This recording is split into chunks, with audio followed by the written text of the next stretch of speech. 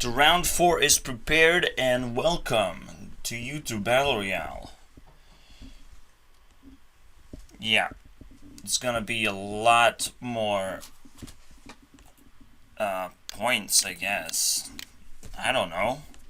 I just picked up Grailmore as the starting point. We're gonna do Tana, Mongeau, Camila, Cabello, because she's popular, right? As a singer, why not? Then we gotta be breathtaking with Keanu. Why not take a Game of Thrones girl? And then Onision. It stinks from afar already. It's crazy. But he's so powerful on YouTube, we have to review his content. I mean, he's at round 4. Are you kidding me? We have Linkin Park. Or just Link, because this guy's a Chester. I mean, can't go wrong with that shit. And he's dead. So rip that guy. But he's still the most powerful thing on YouTube. And at least for me, right? It's all my picks. But who can argue with that, okay? Nobody can argue with me. Trump has a challenger. It's called Solem. I believe Solem is actually making second tier content below Criterion, so he's at second place of how good his content is. The only problem I see is that his content is it's all about wild, and I just hate wild because I'm scared of it. I literally don't know how to deal with it. And I'm talking about Hearthstone here. I'm talking about going into game mode where you have so many cards to choose from. Maybe let's not play that game mode at all, because it's too much, right? And what can you do anyways with all these crazy cards? You can't level up. You can't play RPG style. You can't play with yourself unless you have 2 stupid cardless accounts. So what else do you do? Now, it would be fun to make 2 accounts and play with yourself and constantly unlock new cards. I mean, why not, right? But no, we're not. I'm really drawn to that idea, guys. I'm really drawn to the idea of, like, start from scratch, open a pack, create a deck based on the pack, and yeah, that's it. I got new cards. I can make a new deck now. Haha. That is so fascinating to me. But at the same time, it's so weird as well. Every time you open a pack, it's the most overpowered pack ever.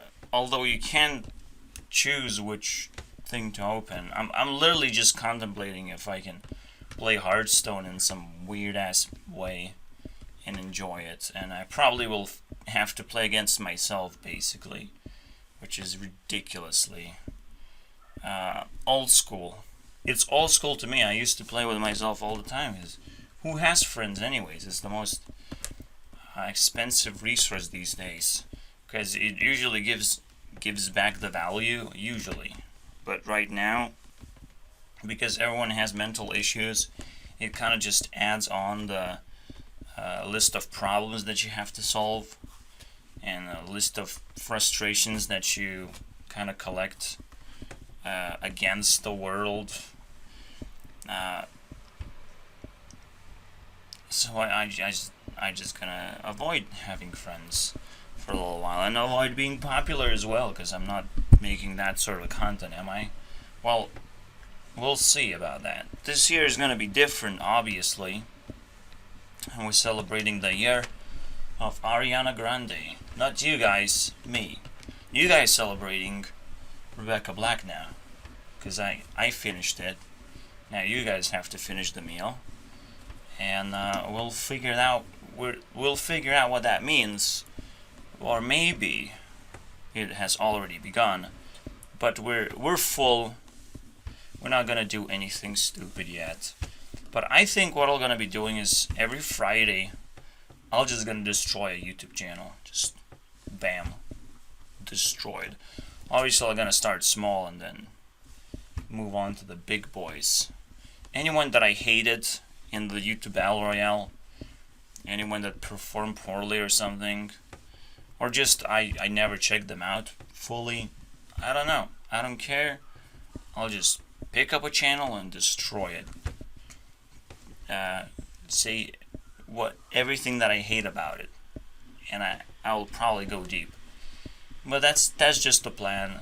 Why would I hate on channels? Because I might get to control YouTube. You know, I might win this competition. I am, in fact, not winning. It is actually Onision's team that's winning right now, which is embarrassing to me. But I don't think Onision himself is going to perform well enough unless he gets replaced. That's literally the only reason why they're performing well, is they're getting replaced. Or are they? Well, no, they have a solid team actually. It's not just Onision, it's not just memes. There's a solid 4 people in there that started with Leah, okay? Leah. I kind of wanted to make a bonus round here. I'm realizing that this is quite a weird stretch because I would be revisiting all the challenges one more time and squeezing even more juice. But now it's like in a triangular shape juice of flavors mixing up and trying to form some kind of team power combination. I don't know. It's a bit too complicated at this point, so I'll keep on thinking of what I can do about it, but I got a little bit sick. It kind of injured my ability to make this video sooner, at least in 1-2 days. I am still recovering. Like it's probably the last 2 days of recovery that I will need.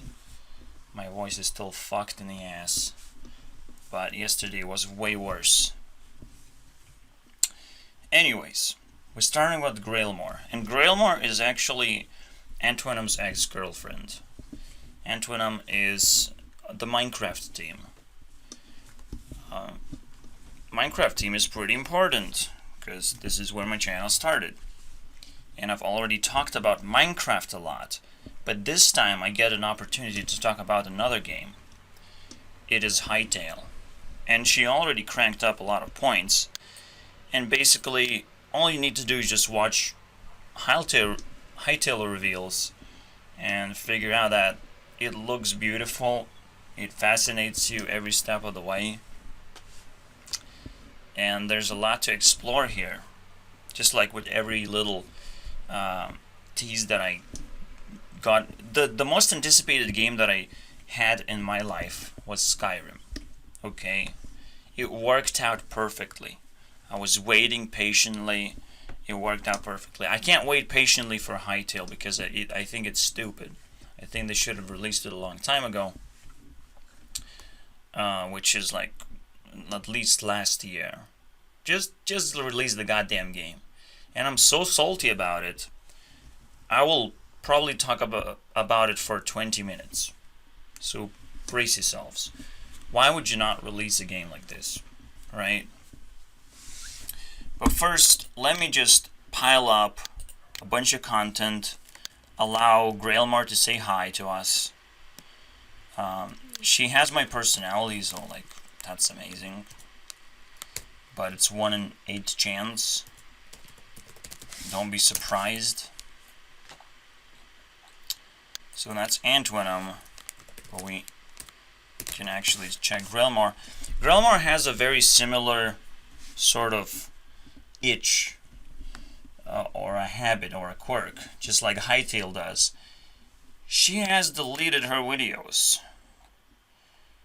Just annihilated her videos. It's not good.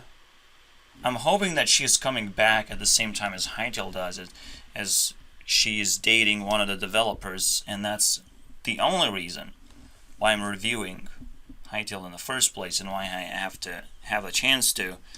In order to prove this, we would have to go to Twitter Grailmore. And all you need is see the description, wife of I do cool stuff, Hypixel and Hytale. Def/null. Some fat kid basically. But we don't get to see the photos. So who cares, am I right? But here's how Grailmore looks like. Let's... is this... No, this is the cute one. Now, this time... That's how Grailmore looks like. It's amazing. Right? She's way more attractive than Antoine. Antoine has a...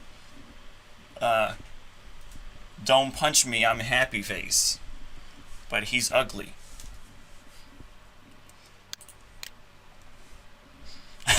Don't punch me, I'm happy.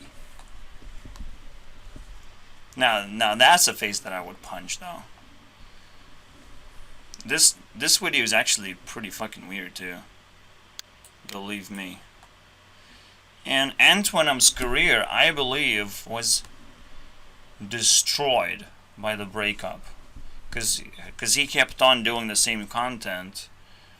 But he's like, okay, I have to deal with this breakup. I'm single for like a year or something. And then he finally comes back to life. Same goes for Grailmore. She comes back to life. She tweets about it, okay? I come back to life because I started dating this new guy. And everyone is coming back to life. Except her channel. So the only content that I can actually watch is, well, something that she subscribes to. Right? Something that she promotes. And, well, lo and behold, we have perfect content for you guys. Hytale. Everything about Hytale, we gonna watch as much as possible until I lose interest entirely. It looks amazing. I probably haven't even finished this video that shows all the mobs. It looks incredible.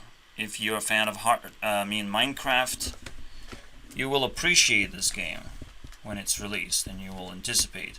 But just showing this, I feel dirty, because it's not going to be released until next year, and I don't like that. I do not like that. I would rather just, if you want to anticipate for something, maybe you should just do Honey Pop. Okay. Just do the Honey Pop. I'm still waiting for the gameplay that they promised. An era of darkness. Just trying to create a story for a dating simulator. Don't do it, today kids. Don't do drugs. I think Honey Pop is gonna be a weird twist, though, so stay tuned. It's probably gonna be the ending of the YouTube Battle Royale series, or one of 9 endings. I will have to perform. My teammates will have to perform. Powerpuff Girls, except Avril Lavigne already did it. It's like, fuck this, I'm out. I'm first and last at the same time. Fuck it. Oh, getting wrecked. I have a very shitty chair, and I'm losing patience. Let me fix that. The first thing to discuss is, does this game gonna hold up against Skyrim? I think I need gameplay footage, so let's bring that up. I guess. That's what.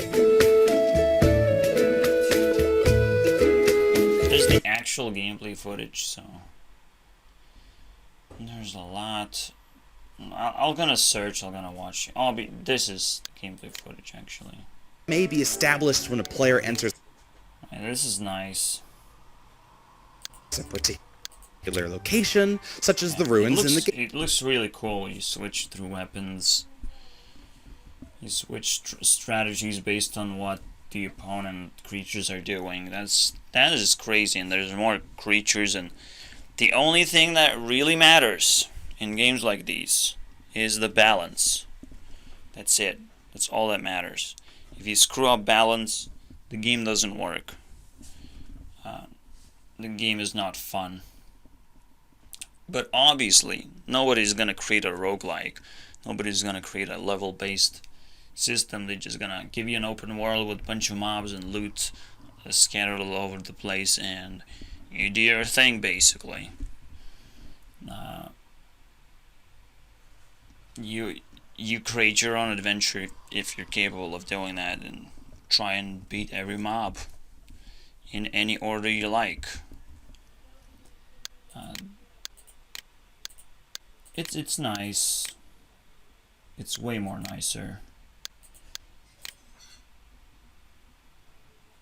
It's what Skyrim should have looked like it's randomly generated. So you would want that specifically in Skyrim. So every single time you make a new world, you also get to play completely from scratch and completely unique adventure. Most importantly, what Skyrim does very well, and the only other RPG that can only stand a chance against Skyrim, is Witcher 3. And Witcher 3 has too many story elements to make it relevant and quick and snappy. And most importantly, I think something is wrong with the loot system. In Skyrim, looting is like super easy, but Witcher kind of makes it a bit more complicated. Maybe even selling. Like this, the trading system is probably the most important thing in RPGs, because that's what you do all the time. It's like loot, trade, get better gear, fight better monsters, keep on doing the loop thing. Loot those monsters, just bam, let's see how much I progressed. I can beat that part of the map, and you just keep on going. What Witcher 3 did better than Skyrim, however, is the combat system. But that is not good enough to make a good game. Skyrim was still the game of the decade, the RPG of the decade, and nobody even came close. But it frustrated me because Bethesda didn't adopt on development or under development mindset where you just keep on updating the same game. It is a trap that they took Skyrim as a region instead of took it as an entire, well, Tamriel, or entire continent that they have, where they just pick up regions over and over again. It's a trap to follow trends most of the time, and I think Elder Scrolls Online actually succeeds in not following the trap and opening the entire map, but I never played it because it's too fucking expensive, okay? And I bought Skyrim, but I am not buying that shit, because that's a monthly payment too. Are you kidding me? Fucking Skyrim Online, my ass. Besides, who plays these games online anyways? My playstyle is completely different from what MMOs are supporting these days. So I am going to completely ignore that and hope that I can outwait until Elder Scrolls 6 is released, which I'm not exactly anticipating yet because nothing is being announced. We're just kind of being sad and left in the Starfield and hoping that Starfield is going to work to satisfy our tastes of whatever that's going to be. Because I do not fucking need another space game. Believe me. Now, what is this? And if this coming out next year is actually much more anticipatable than any of the games that I just mentioned that Bethesda is making. This is good. But I think, now that I know all the game mechanics that are very, very good, and that I'll be using to craft my own games, I think this is mediocre, and it can be beat. Most importantly, it has too many features. It is scary to say that, but it has too many features. But at the same time, it can just work. The only problem is that because it has too many features, people might not be interested in actually like modding or creating really good communities, and they might not be able to capture me as well. That's going to be a sad. It's probably going to try to be like a kids game or like a trendy game, and will avoid adventure craft style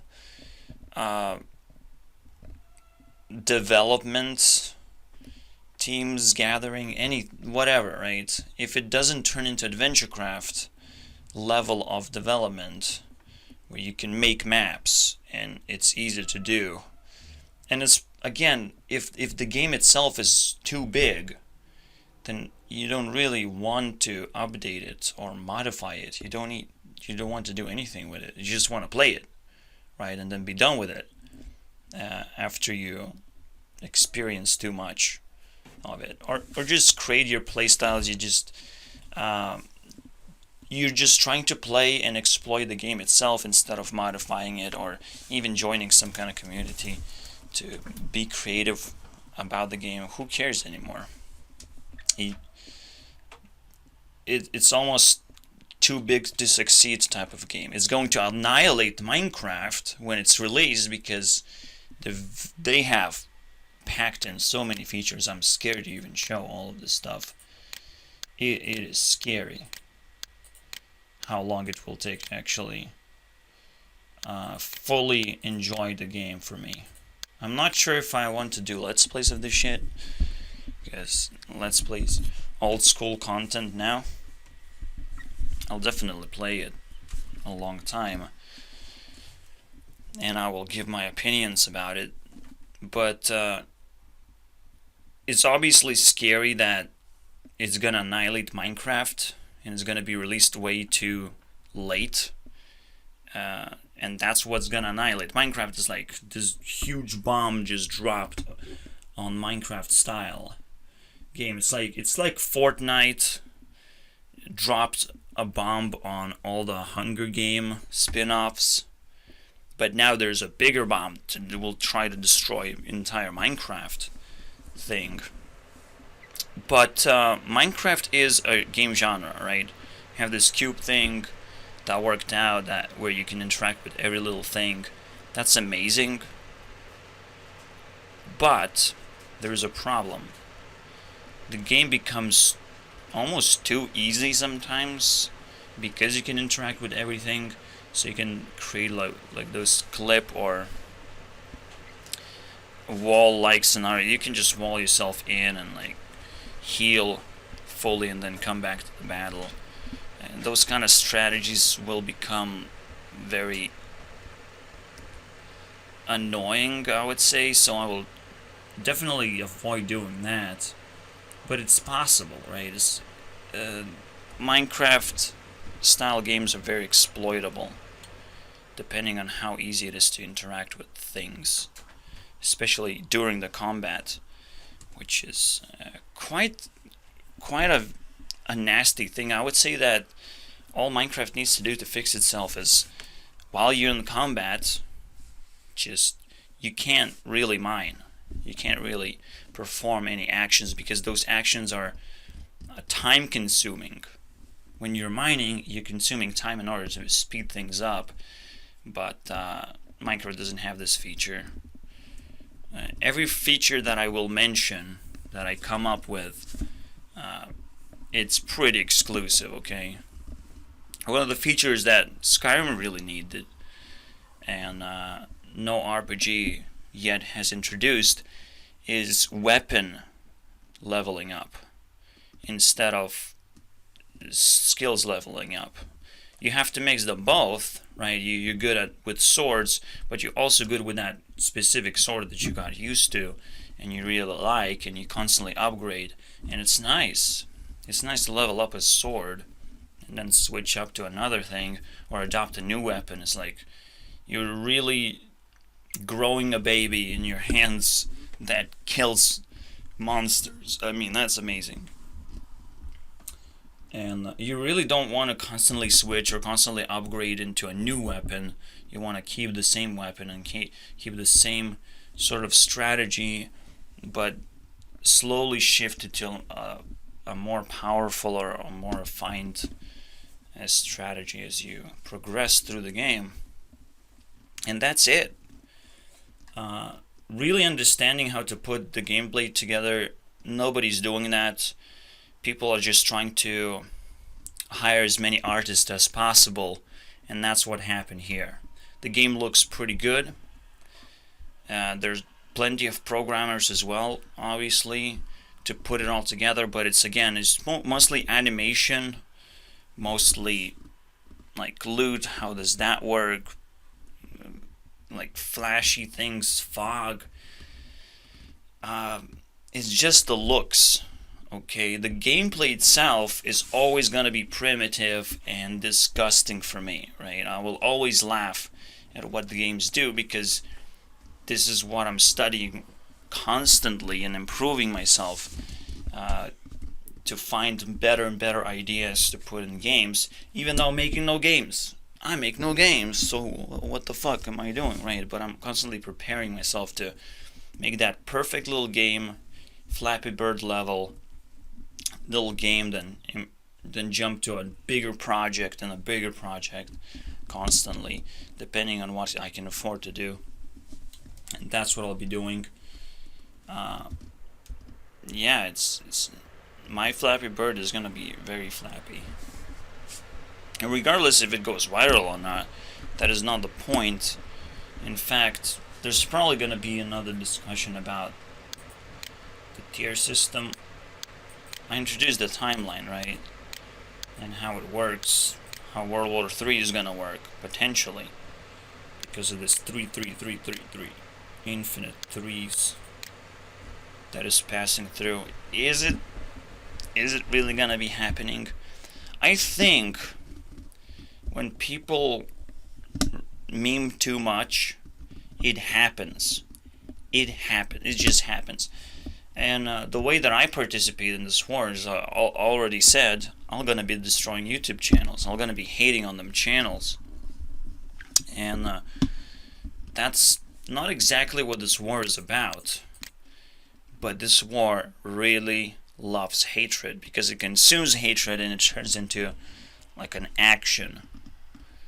It doesn't necessarily hurt me as it consumes my hatred, but it can, obviously. If people realize that I'm a hateful guy, they can attack me. But if I just put the hatred out there, they can only attack the hatred itself and not me, right? They can't touch me. You can't touch this. So I have to be immune while I do this, not to make it too personal when I destroy a channel, because obviously, first of all, I must not hate the channels that I subscribe to.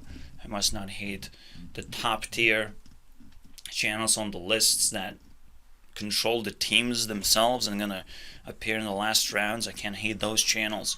Those are immune, but there are non-immune channels that really not supposed to operate on YouTube with full power and full force anymore. I think that's what World War III is about. It's making things a lot less relevant. And it's more like a mental or psychological war, which is quite dangerous, by the way. It is dangerous because every single time it's like everyone is on the edge of like suicide, right? And they're dealing with death itself, like while death itself is not exactly that dangerous, right? It's just, oh, you're just gone from this reality. You're gonna go back to the Matrix and start all over again. Yes, we all playing roguelike, but it is the best feeling to understand that this reality is just God not being able to move the stone. We're all just here doing things, but we can't just control reality fully. So we have to enjoy being here and living here as long as we can. But now we have to understand that mental issues can summon demons that will turn our lives into hell, and those lives are not worth living, okay? Not every life is worth living. If you have psychological issues, you might die before you die, and that is the scariest thing ever. So, World War III, I don't think it's going to be a physical war. I don't think there are any weapons to test that will not offend a lot of people, and it's going to be successful, right? Oh, I shoot someone, well, you're going to get shot back, and nobody will care about that. The war is about what people care about. The war is about creating a new Hitler, right? That's what the war is about. It's creating a new thing that people will hate in the future and will try to avoid. That's what the war is about, inventing those mistakes, intentional mistakes. I don't think we have figured out what World War I and II has been about, and maybe World War I wasn't even the war itself, or was something else entirely. I'm not exactly sure. Because it's not that easy to say, oh, World War I was at 1910 and then World War II was at 1940. That's 30-year gap. That is not good enough, okay? There had to be something beforehand. And World War I was like the reoccurrence or reliving of that moment. Things have to fit a lot better for me to be satisfied. And it's weird that I'm trying to fit my own perspective and make it work. It's kind of weird, but guess what? It has never failed me when it comes to learning things. I just apply my perspective and I assume it's gonna work because it makes sense, right? It's a seasonal thing. The clock rotates. Based on my feelings, I put it together, cram it, and realize, okay, it's this exact number that's happening right now. It is so... We're living in socialism. We're living under a government. We're letting businesses run our lives, and money really be a religion right now more than ever before.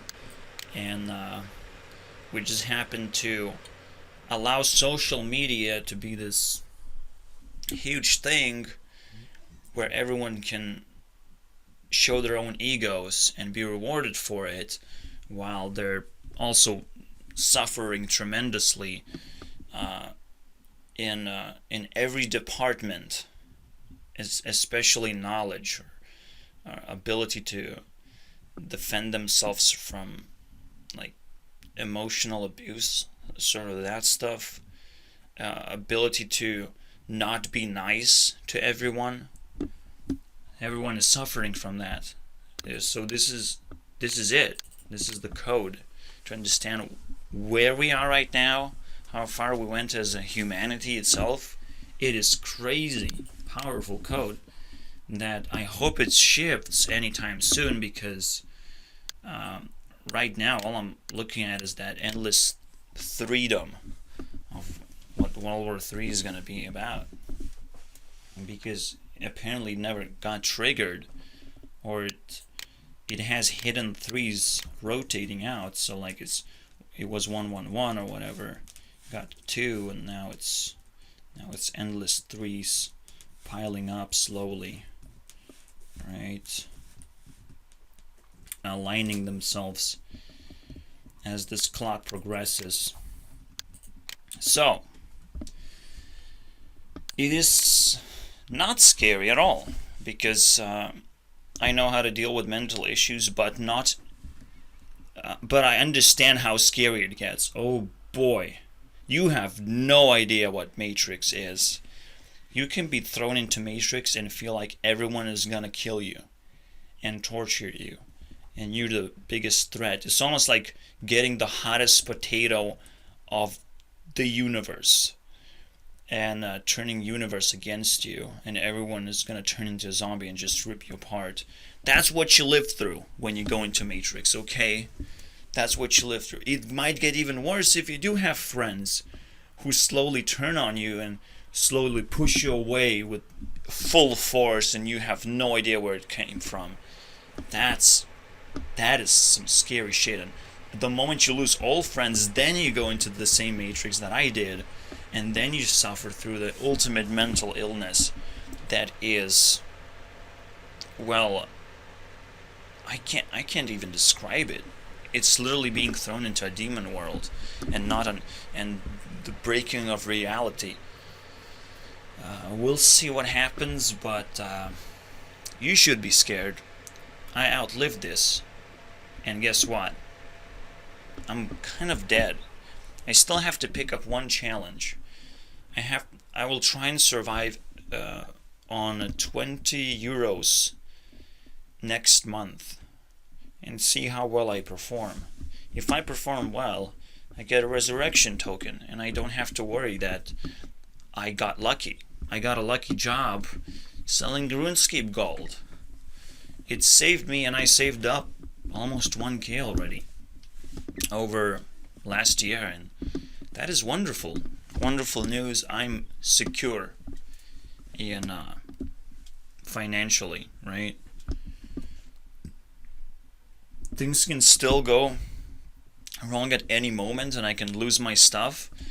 So I'm trying to be the Spider-Man dude and just jump from this one building to the other and find a better job while I am not running out of time or running out of strings. So I'll try and do that. But now we can finally jump into the meat of the content. I'll watch a bunch of more Hightail videos. Hopefully Grailmore performs. Grailmore, I think this is the best picture on the internet, right? Of any girl ever. Right here, the creeper dress. Oh my god, so cute. She's kind of, I wouldn't say sad, but kind of looks sad. More like dreamy. Or angry or upset. Because that's what creepers do. They have anger issues. I have anger issues. But I have to turn it around and be like, I'm gonna turn it into a creative form of anger, or even more than that. I don't think I'm just creating videos. I think I am crafting elaborate things that look like videos, but it actually is a lot more than that. You can join my Discord and figure that out for yourself. But at the moment, I don't know what I'm doing exactly. I can't explain it. Yeah, this is like super cute picture. I can't help myself. If there's like a high resolution of this, I'm taking it. But Google doesn't have it, so yeah. Now that's a girlfriend you would want to have, right?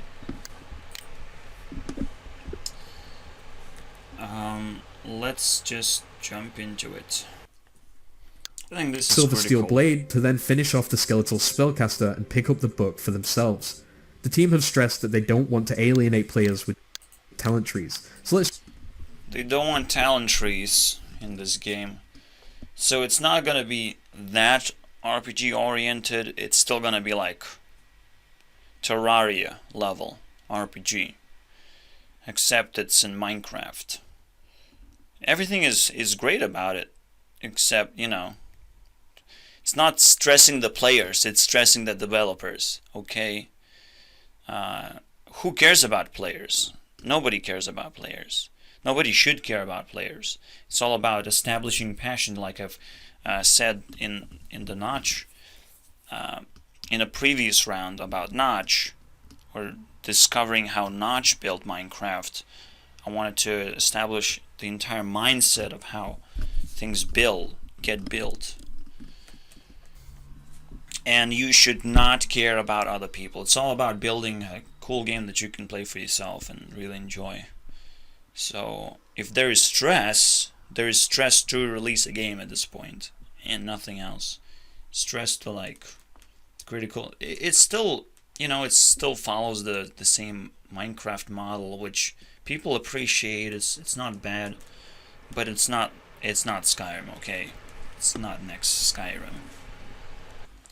This is pretty cool. This is a recreation of Hytale's trailer, but in Minecraft, of how it compares, kind of. That's just funny. I'm gonna watch the whole thing. Either I'm full of hatred, or I just find this retarded. Like, why would people do this? But it's fun. I mean, we're living in a meme world where everything is about fun. Even as much as retarded that is, it makes us happy.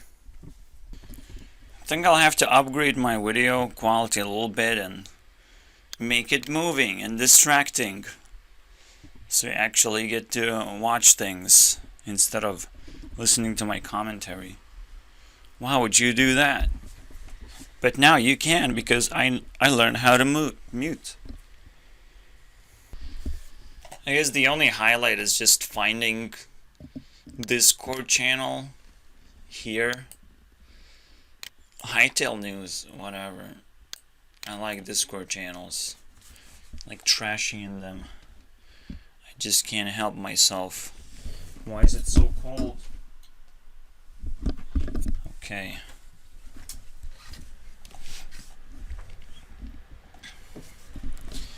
Yeah, it's kind of funny how Grailmore is, well, lead me to this place. Explore some kind of Discord. And Salem also has a Discord, or Solem, actually. This is where I'm gonna get all the points randomly, in the world of randomness. Not actually watching Hytale. Because not necessarily that's interesting. But that's where I'm supposed to get all the hype and everything. Well, I'll think about this. It's really difficult to decide. YouTube is not about writing down comments, okay? It is not about that. And we should not glorify comments as much as we do. We should just do what I did and dump everything into Discord channel, because that is a live chat. That is a lot more dynamic chat system. And you can play Discord unlike every other thing. This is why round 4 is going to be such a drag. It might even take a month to actually fully realize, but I would say 15 days is what it will take. So let's just continue doing random things. Let's see what happens. Not every YouTube channel is gonna drag me through this long road, but it's so hard to describe because I'm not sure what I'm doing at this point. I think the best way to describe this is you're trying to find way more content than that YouTube withholds within, right? So Grailmore is a perfect example of that, of like, okay, she has no videos in there, so there's nothing to watch there. You go to her Twitter stuff, there's not much content there either, but then she promotes something, she's a part of some kind of relationship, you open that up, you get Hytale, you watch Hytale. There's not much content here either because it's not released yet, and this is how you end up in this Discord. I think it's totally natural. and weird, and I'm not sure how it's gonna work out, because I'm supposed to still stick with the Grailmore trail of like stick with the Hightail, stick with Minecraft content, make sure that the topics are about Minecraft and nothing else. So I think that's my goal of like how long is it gonna interest me while we're talking about Minecraft and Hightail. Oh look, it's about time for me to judge Honey Pop in 76 minutes. It's definitely gonna be within the range of this video. I should have judged PewDiePie's Rewind as well. I guess I should leave it for the other video. God damn it. Alright, moving to Tana. She is not a 0. Okay, and it took a little while, but she got up to 2. And I expect a lot more because she has a lot more content. The reason why Grailmore got so high up is because I joined a Discord channel and I kind of spent a lot of time here. Or rather the entire day. Which is like, wow, that should give a lot of points. Obviously, I slow down like tremendously because it's so unrelated. It is just some Hightail news channel, but it's still an activity that goes beyond YouTube, that you can find on YouTube, that you can relate to YouTube, and well, that's what I'm gonna be looking for since round 4, is what kind of activity I can do. It's kind of similar to how back in round 3 I was talking about why is this?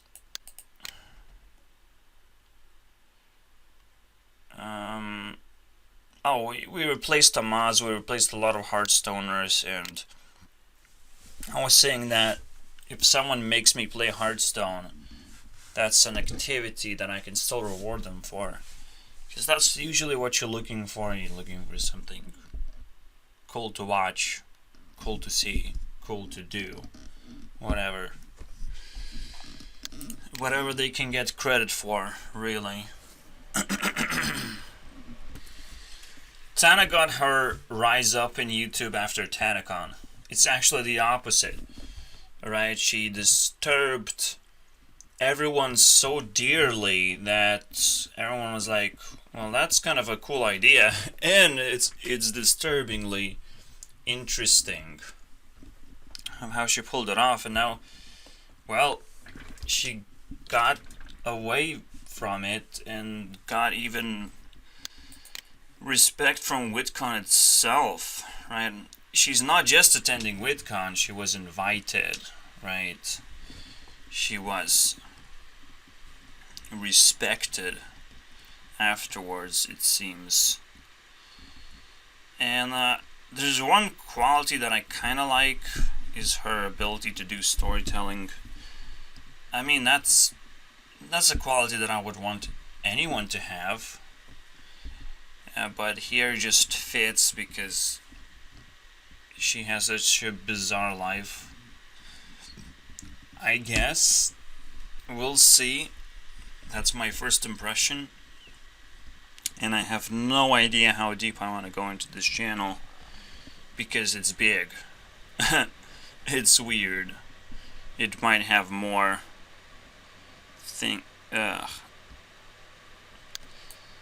but at the same time, it's like, what was happening before TanaCon? Maybe she actually didn't take it that seriously. I don't know. We'll see. And how did she entangle herself with Shane Dawson? I mean, that's a big question, because that happened definitely before TanaCon. We'll see. There's a lot of questions. One thing you have to do with her content, though, is speed things up, okay? I'm gonna use 1.5 playback speed. I'm just saying. let's just say there's a lot of filler or insecurity content. I have it, but don't speed me up, because you won't be able to keep up. You're not able to keep up already. So shut the fuck up. You can't do that to me.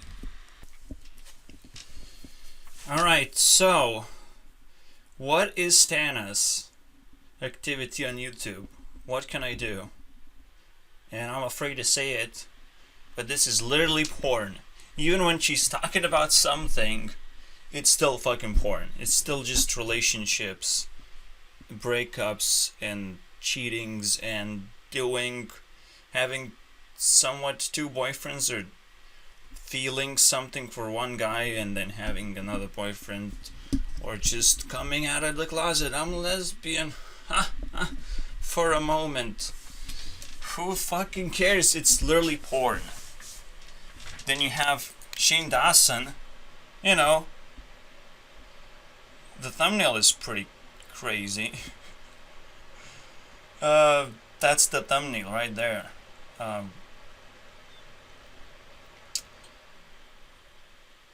And that's the ending, which is no. Shane Dawson's just half of the videos is porn, okay? But Tana takes it to a whole nother level, and that's what we're gonna watch. I'm sorry, guys. That's women's world right there. I mean, they're gonna do porn, but I never thought that this is gonna be the extent that we're gonna be doing it. Although it's, well, let's give Lindsay Sterling a round of applause, because she actually made something that's not porn related. So I am really happy, actually. I'm just kind of fascinated. They're both at Gabby's home, I believe, and she has Pokemon, or just no, there's that Jigglypuff, there's the cat thing. I mean, what is with snipers and Pokemon? It's so annoying, but it's like they like pets so much. Third on the list is Camila Cabello, and it's such a weird video, the liar one, and I don't know what to expect otherwise.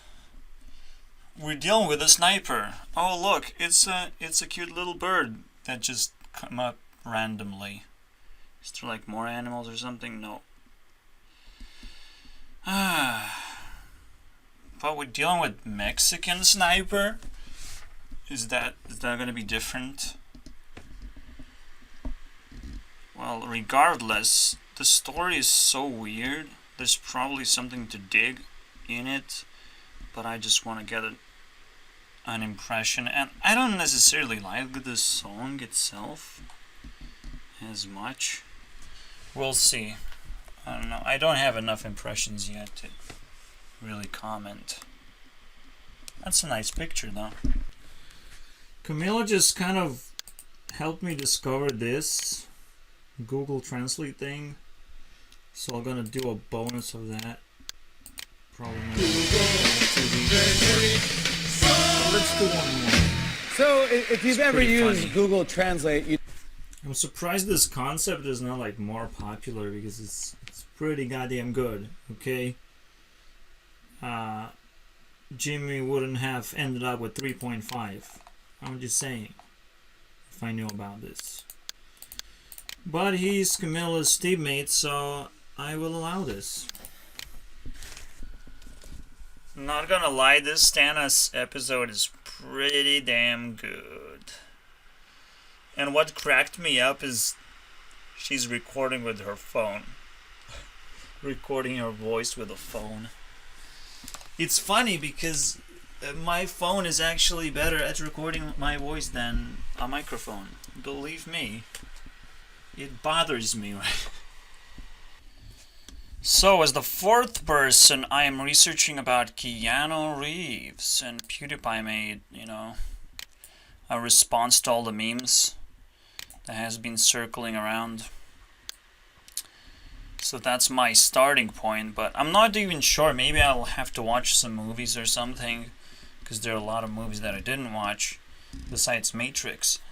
I think I'm starting to expect Matrix to show up every 10 years, because the next Matrix movie, but not trilogy, which is quite sad, but I mean, Matrix wasn't really a trilogy anyways, because you can't really rewatch this movie too many times.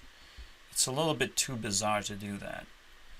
You're trying to just take in the concept, take in the smell of Matrix, and like it's not exactly fun to watch again, so that's why you drag yourself through the trilogy. The next Matrix to me was Scott Pilgrim vs. the World. That for me is next Matrix, and it turned into even more arcade style than what Matrix tried to do. It also tried to turn the world into an arcade, but in a more serious sense, while Scott Pilgrim kind of just really captured what life is about. I mean, life is just overcoming some kind of challenge, shadows, attachments, toxic relationships, and overcoming yourself, right? Because the movie circles around one person. It creates its own Matrix, and I'm just waiting right now, because now 20 years has passed. I'm waiting for the next thing really to watch. Scott Pilgrim was in fact 2010, and I believe Matrix is like 2000 or something.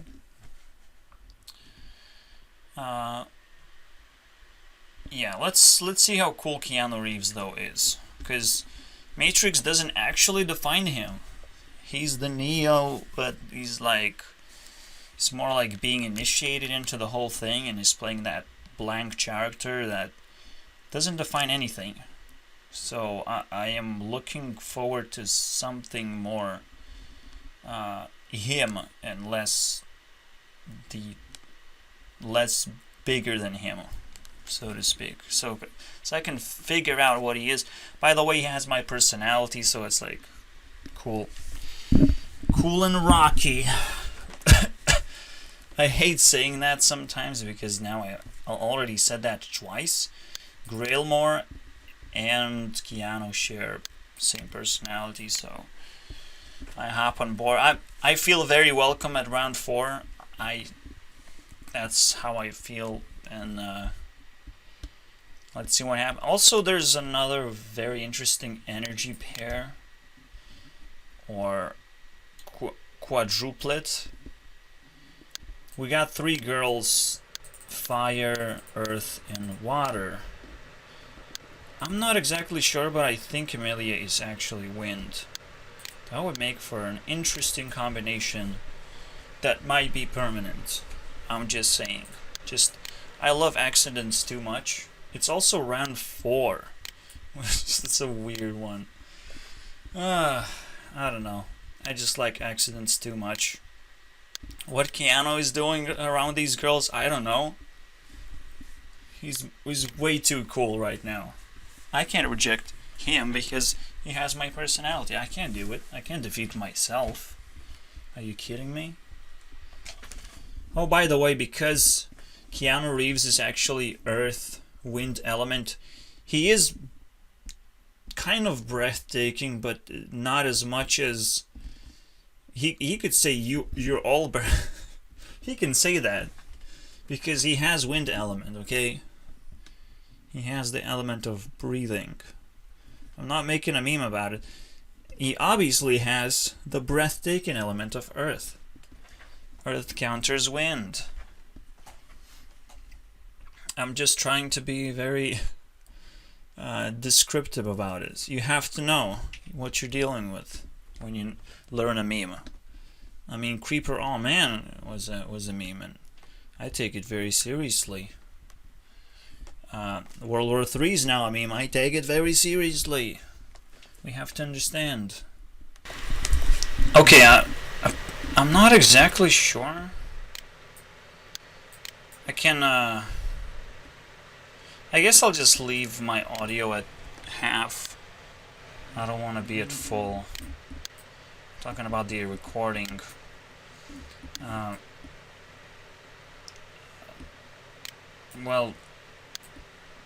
God damn it. The loudness, I suppose, the volume. Here's something you have to add to your browser is volume amplifier. Sometimes videos are just not loud enough. Just saying, if you don't have good setup like me, I just live on a laptop, and sometimes you don't wanna mess with anything expensive that you have to replace 5 years down the line, and that can get pretty painful. I don't know.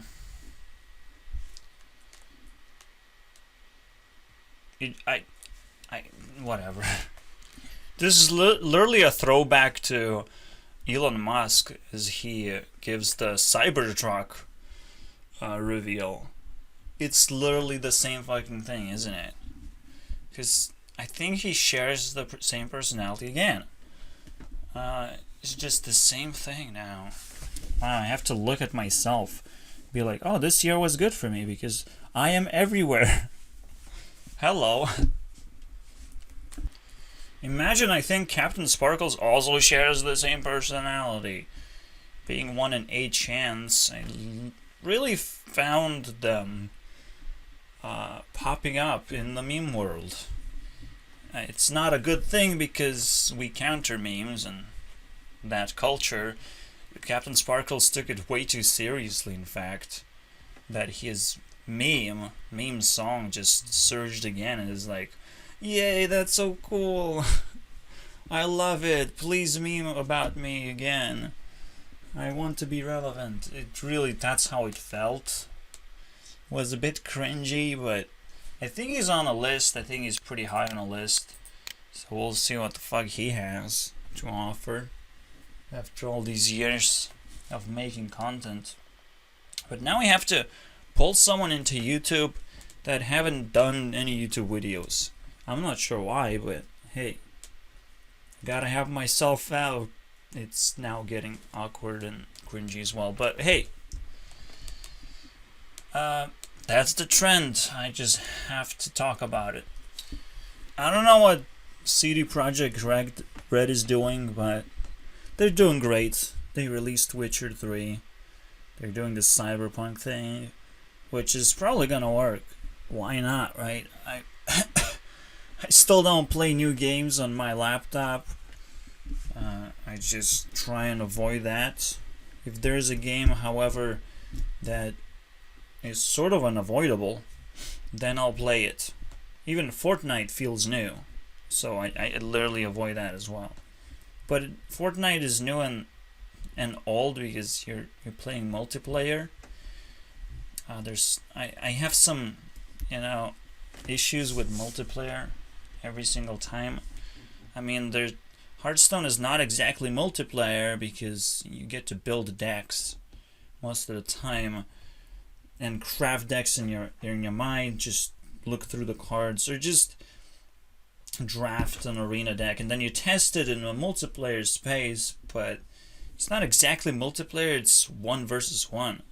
That's still less than just being thrown into the world of like battle royale style. So I have issues with multiplayer. I think it's just kind of exploitation of what games are supposed to do. Just to make them feel exciting, make them feel like you're being creative and you can do all sorts of things, but it's kind of a trick, right? Only a few people can get famous, let's put it that way.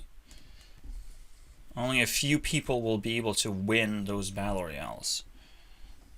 And it's even lesser like thing. It is not okay. So yeah, it says it's gonna be open world. It's represented by Keanu. I mean, it's cringy, but it's so good. But then I don't care about cyberpunk shit, because it's kind of like a weird meme. It's like a weird surge of developers trying to do something weird again. Okay, it's too weird. I'm quite surprised that the meme didn't actually live up to my expectation of like, there's a 3-minute clip, 3.5-minute clip. Every part of the clip is good. It's almost like I want to challenge the concept of memes just by taking this video and be like, if you found a meme in here, maybe the whole fucking meal is great. Did you fucking figure that one out yet? But yeah, I'm just kind of disappointed, and it's a really bad feeling. What I wanted to, And it's not something I knew before, but I was excited by. And I'm always drawn to fascinating stories. He's kind of smirking that his movies are smart and fascinating. We'll see. We'll see what kind of movie catalog he has, and if I can find another Matrix-ish level of excitement that centers around him instead of the concept itself, as I've said. Just like PewDiePie entertains the idea that Keanu was training himself to become John Wick from the Matrix, but maybe there's something in between that I'm missing out on. I really want to know the full catalog, and I'm probably gonna avoid mainstream and avoid too obscure things, right? I want to find that sweet spot of what I want to achieve, right? I want to achieve my goals of understanding this person on what he brings, because he's older than me. it's kind of weird, right? And he has the same personality. What does he bring from the past? It's gonna be an interesting discussion, actually. I don't believe in games like this, however. It's a wonderful release date. It's literally 3 months away. But here's what I think about it. If the game does not show gameplay, but shows interactions with NPCs, you're wasting people's time, basically. Because you want to show what you can do, and it's almost like you have to start and like explore one little spike of power of how you understand and interact with the world itself, trying to do that in a reveal. If you can't do that, it's kind of a failure. And I know because of link with Witcher 3, there's gonna be story that's a little bit too heavy, and I try to and avoid these kind of games. It's gonna be nice to look at by all means, but it's not replayable, so I can't attach to it, and I will feel bad about it as I play, or if I play, if I choose to play after watching the reviews, because I have to do that first to be excited about something. I also hate modern games and the whole style, whole modern style. Like, that's why I'm scared about Starfield or anything sci-fi related. I'm just scared because it's like, it's too much. There's gonna be too much innovation, too much, not to learn, but to actually accept in terms of what you see. You want to accept that as like reality and be immersed. It really breaks your immersion. It's nice to look at, obviously, right? And you want to explore more things, but do you really feel a part of the game? Do you really? It is learning. It is. It is wanting to learn it, at least, of how the world works, and knowing that most of it feels unreal, because it's trying to capture something very complicated. If it's trying to be sci-fi and new, I'm not sure. Not sure if I'm right. But the part of the game where you can mechanize your body is that's what I kind of like hate almost. You can throw yourself back into the past and like embrace those magical things or mystical things, cult-like behavior or faction behavior. You can throw yourself back into the past and create a wonderful arcade style. But when you're like modifying your body, you don't know what body is. You haven't explored all these concepts. So allowing technology to just seep into reality and just modify reality and break reality, it is a very difficult thing to watch. That's why you want to build games based on the past and not the future. It's much easier to just swing some swords or clubs or maces and get a shield, and you get the feeling of something fresh and old school, but very relatable and easy to understand. When you're shooting a gun, it's a lot harder to understand how the bullets actually work. It is those things that really push me away from modern games. That's what I'm trying to capture here, is that it's not a good concept by any means, and I don't like it. He's very awkward. I think he's just as insecure as I am, so I would kind of understand what he's going through is like self-censorship of like super high level. Tana doesn't censor herself at all, and I actually feel a lot more related to Tana instead of like this guy. It's kind of weird, but I'll take it for what it is. No. Hi, I'm Keanu Reeves. Watching him so weird.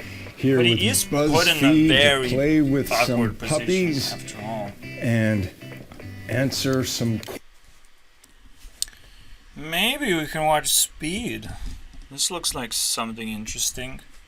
Younger Keanu Reeves, more vibrant of his personality. How about that? And if it's that movie where it's the bus is locked at certain speed like that, that's pretty cool concept. By the way, this is gonna be the first movie that I'm gonna be watching because of whatever YouTubers are doing. Keanu is officially a YouTuber, and congratulations! Like everyone, it is a meme, sort of, but we have to respect the teams. Okay, they're trying their best. YouTube is trying its best to. I mean, PewDiePie literally said, "Here's a person that I will, the first person that I will not hate or introduce in a hateful manner." So that is wonderful news to me. I can literally call him a YouTuber if I care about YouTube this much, right? We would do that. Obviously, the question is more like, will I finish the movie? How much will I skip? How many points will Keanu get? And this is not Speed, this is not. So let's see who's there?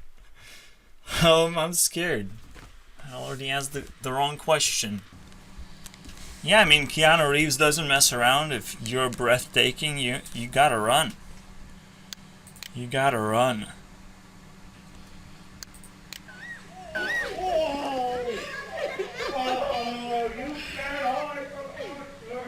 You're breathtaking. Get out of here. Oh wait, here's another breathtaking meme. Right there. I have it all packed up for you. It's almost dried out. Damn, that's breathtaking, isn't it? So the block of Knock Knock. There's some two random girls come in. With super strangers. This is interesting. I mean, this is not a plot that you would think. Keanu would actually go through, and yet here we are. I'm guessing he's dealing with 2 snipers here, but he's an earth elemental, so there's actually no real threat. And he's like, oh, I can take both of you out, or whatever. So I don't think there's that much of a plot that's gonna happen. What could possibly go wrong, right? Here's another breathtaking moment. Please. You're breathtaking. Just because so mysterious, I mean, it's so intense. Every single moment is like, damn, what the fuck is happening? Right? You can't see any plot here between these 3 characters. So like, what is gonna happen? We're still not in the plot. We're just okay. Here's some 2 random girls. Here's this guy away from family, in his house, supposed to be working. Blah blah. It's just it's totally casual, but it's so intense. Oh look, here's another meme. It was in my 20s. It's really a hobby now. I haven't had a real gig in years. Wait, how old are you? I'm 43. No fucking way. I can't How believe old you're are you, 43. meme? Holy shit, look at that. They sneaked that in. What is this movie? What the hell is happening? Here's the deal. The reason why I know these are 2 snipers is I watched Skin series. And it's literally look to look and behavior wise, eventually, right? You realize that looks really matter. But mostly, it's literally Effie and Chrissy, I guess. Is it Chrissy though? God damn it. No, Cassie and Effie. 2 hottest Skin series people. And these are lookalikes, right? It's crazy. I'm intense. What is happening, right? Don't talk about his wife. I'm having a stroke already. Okay. It is dangerous now. If it's relationship wise, there is a plot between water and earth, especially when there are 2 of them that can play a Joker move. That's a terrifying plot, okay? Now I'm scared. He has 45 minutes to not fall into a pit hole of, well, he has to choose, right? If he has to choose a relationship, he has to pick a right person here. It's just that fucking weird. I know.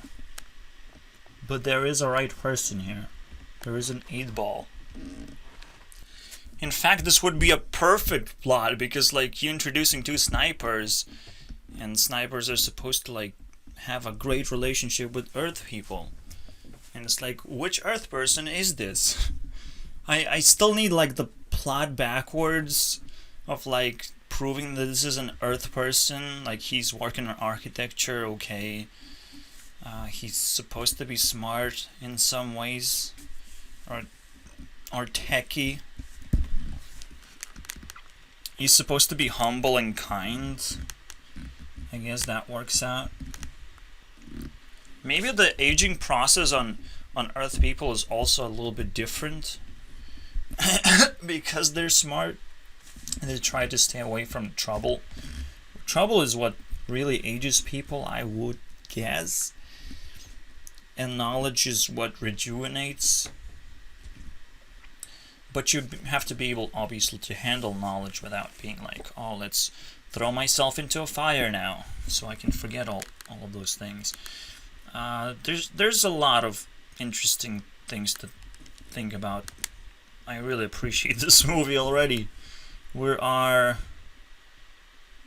1/3 in. Looks like 1/4, rather. I don't know about you, but goddamn, this is intense for me. And Keanu feels the same fucking way, man. Oh, I'm not even gonna try to describe what the fuck happened. But he retracts, sits back, and it's like, how much time is left? I can take this. Oh my god. The most intense moment. There's still 20 minutes, and now, what is his reaction? 20 minutes away. How long have you and your wife? Okay, nothing special, but hey, how long have you been wife?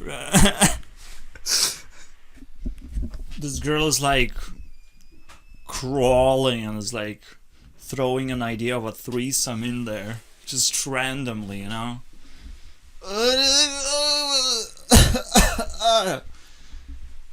Keanu, please, can you survive 20 minutes? The scary part is the story of black-eyed children.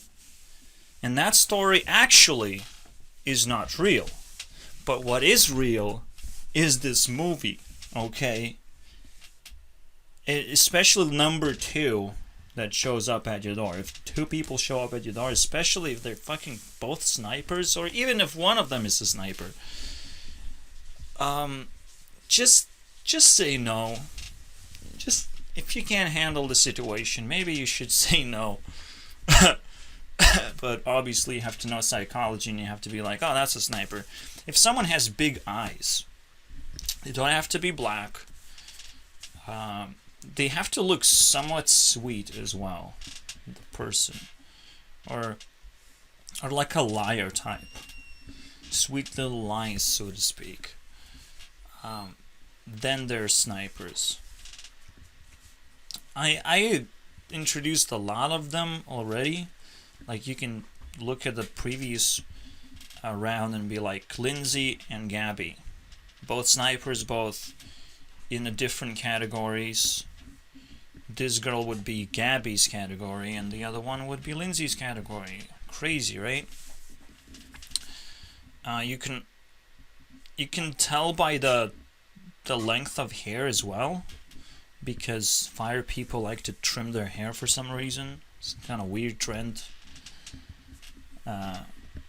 But yeah, I mean, Black Eyed Children's story scared me so much, and now I understand that there's something more going on to it, and that water people are very good at this sort of manipulation when they show up at your door and just they're random, but they know how to handle that randomness very well, because they're random basically their entire lives.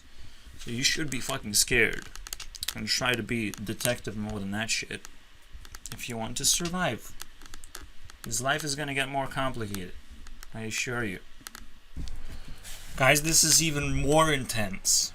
30 minutes into the movie, he is checking his phone, and the uncompatible girl is leaving. Perhaps they have figured it out. Who is more powerful in this sort of situation? But how do you take advantage of the situation? You don't. I don't know. Anyone knows what happens when the 8-ball happens.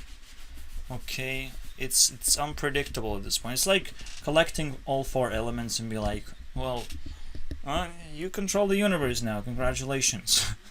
You do not know what happens anymore.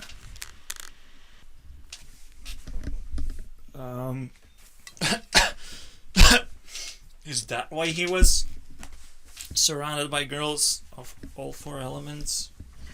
Is he the avatar? Is he awakening the 8-ball right now in the movie?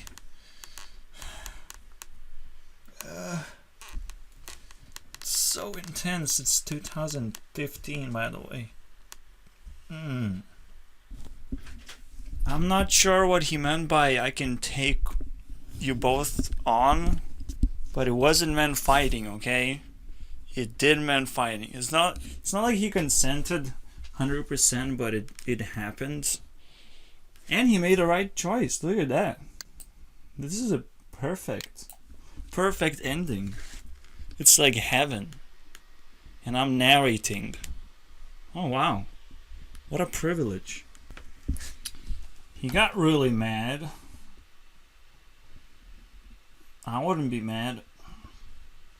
But I don't know his attitude. So Where's Belle?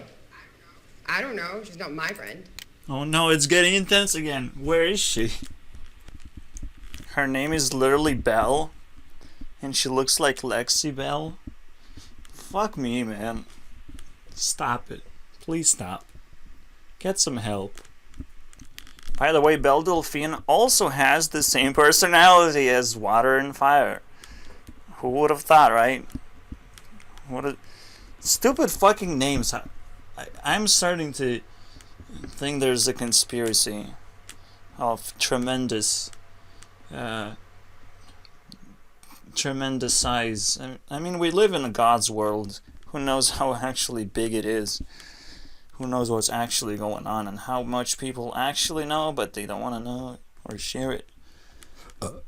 I am just in the worst Matrix there ever was. Damn, he is breathtaking, isn't he? Do let their kids play your convicted pedophile. That's not cool. Oh, there's that bin. Now the question is, okay, so they're gone now, and we're halfway through the movie. What is the other side of the plot? I didn't expect them to be hostile, but the question is, where is the other one? Right? She kind of made the crime scene and the whole thing, and now it's kind of weird. If she's the only one, is like, it's almost like tempting to bring back the 8-ball. But then, what is happening? Oh my god, I'm being thrown into a completely next level Matrix now. I can't predict anything anymore. I mean, the last part was kind of predictable, but... oh my god. Stop being breathtaking, Keanu. Stop it.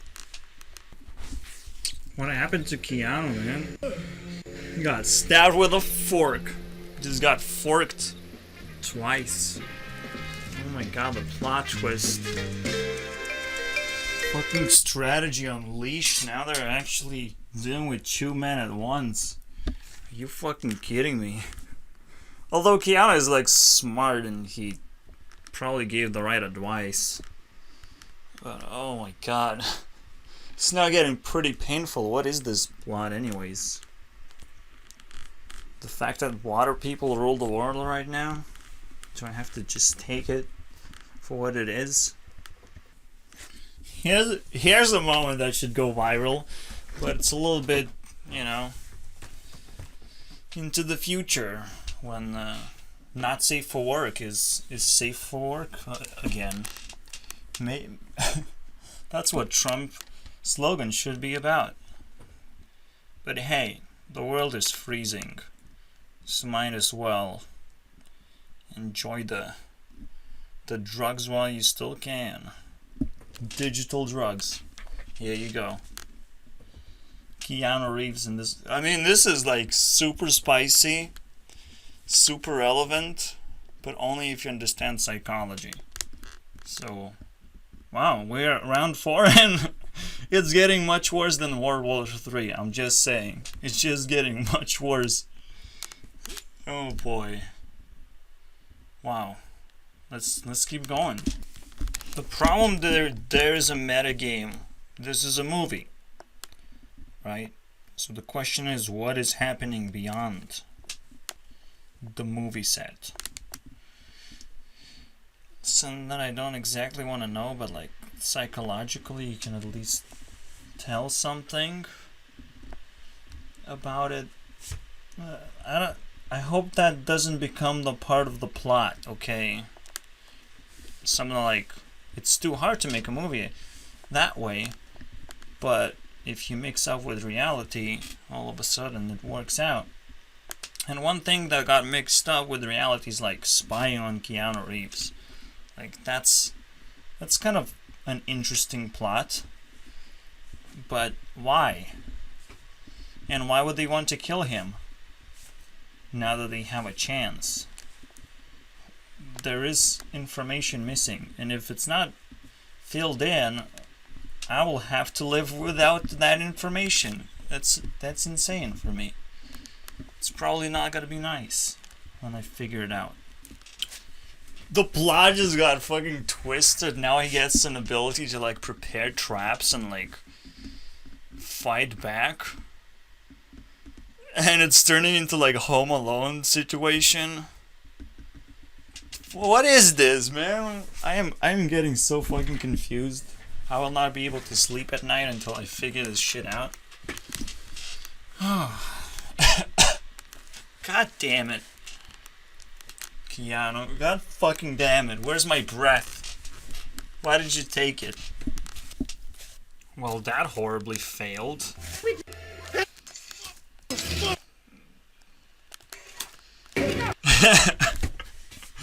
He wasn't prepared at all. God damn it. Keanu, what the fuck? This is that moment. Right there. He's vulnerable. He can actually be killed. That is not something you want to act on, okay? Keanu just died. Right there. You don't know what I'm talking about because you haven't seen the movie. But it's a heavy weapon, okay? And an actor, I don't care. But she had it. And she was able to kill him. Just that little choice. Just a little mistake, you know? A little actor's mistake, you know? Fuck it, right? Get rid of the guy. Technically, that makes him dead. Just because he acted in a movie. Cute, right? He's lucky that he's alive. That makes him dead. And, as I've said, it goes beyond just acting in a movie. Oh, this is scary. Now, watching Selena Gomez's head removed on her latest movie, not so fucking funny anymore. Even though that movie was like super low fucking tier, I wouldn't even expect something like that would be pulled off. But like, hey, she didn't play a good part. She should have said no. And yet, she played a severed head. Anyways. Like, this is some next level bullshit, okay? Ugh. Why do we have to play this meta game? But we do. People get tricked into doing this stuff. Makes me sick. But hey, it's good for the plot of this video. And learning curve of what happens in reality. But you don't necessarily have to participate or be famous. You know, I'm just saying. No fucking way. They actually end with this song? It's somehow related to Scott Pilgrim. I'm telling you. This is too much. What is this? I want to actually know exactly when the song is in Scott Pilgrim. Maybe I'm wrong, but hey. Man, I'm fucking glad I watched this movie. Holy shit. This is some next level shit. Ugh. I don't want anything to do with Keanu Reeves anymore. Go away. I am done. I mean, he's technically dead. And now he's gonna live in cyberpunk forever. Oh, God.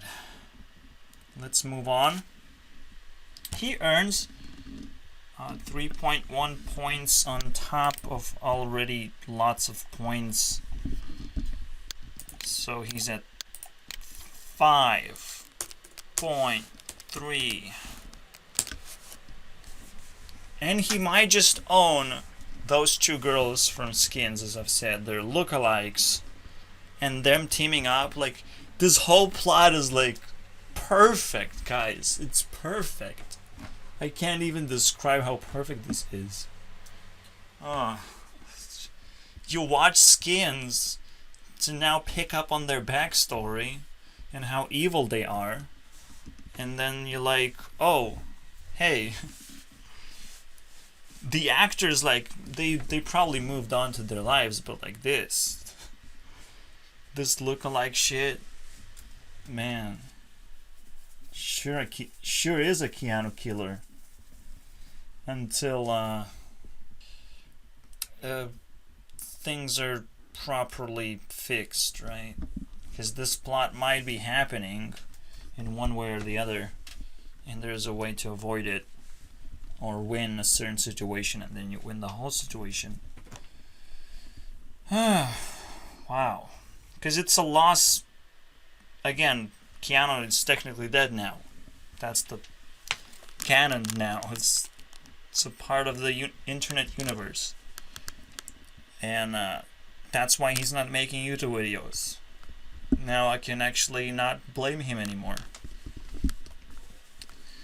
I'm gonna move on to Emilia Clarke, finishing up my 4 elementals. I hope Emilia is actually a cool kid and not some other kind of sniper. I really don't think she's a fucking sniper. She looks tiny, but she's not like super cute for that behavior. So let's see what I figure out, because that's like my final verdict that I need to put together. If that's really a crazy cool coincidence. And while I do it, you know, I get to watch cool content. I am not watching Game of Thrones though. I am not. Well, a little bit. I have to. Her parts maybe, but like it's not big enough for her to be watched. She has actually a movie that I watched already. Probably has more movies that I can watch. But it's like, who can top this? Are you kidding me? I will not be able to sleep until I stomach this whole baggage. Ouch. Okay. Well, let's see what happens. Emilia Clarke. Number 5. I don't know. I don't think I need to verdict this. Like, this is a smile. Almost a laughter. Laughter belongs to wind element. That's it. Game over. It's almost too easy. Laughter in, well, this many, like, what is this, right? One photo of her not laughing. Cool. Probably some acting she's doing then.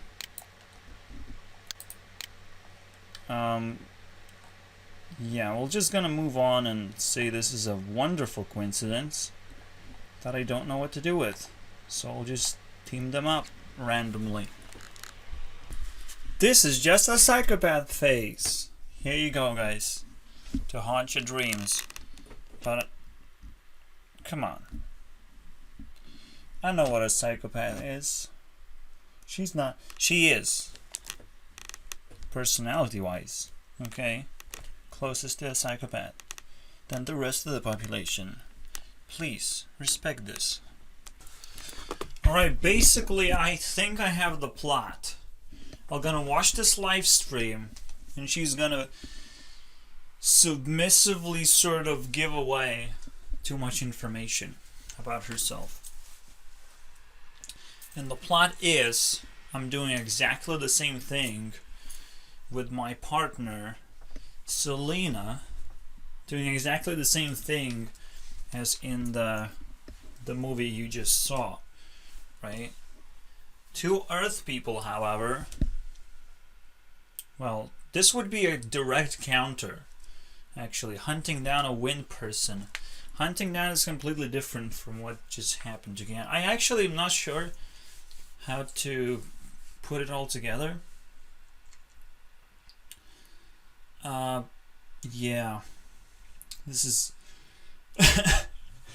Let's just fight a dragon instead. Completely weird plot. I have to fix this a little bit. But I'm ready for the hunt if I feel like it. I'm not gonna watch any movies. I'm not gonna do anything. The reason is why she reminds me of something. Something that got away from school. There was Monica and there was another girl. Okay. And they share personality. with Emilia. It's wind and water. I'm offended, right? Like, they escaped. Why would you do that?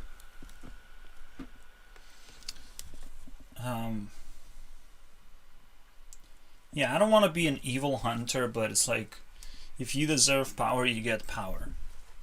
So you have to hunt down those who are counterable personalities, or how would you call that? If you're holding scissors and I'm a rock, I can destroy you and take your powers away. Oh, here's how we hunt down a personality. We collect every single sin, every single mishabit, or just reduce the deservedness of holding dragon power. If we can do that, and we can hunt her down, because first we have to reduce all the power that she has, and then we can actually, well, she's gonna try and run, right? Then we have to capture her as she runs. Simple. Let's go. Yeah, brain injury recovery, am I right? Thanks to Emilia Clarke, I know that Ariana Grande is a big ass copycat, okay? Because that's the original Nine Rings song, really.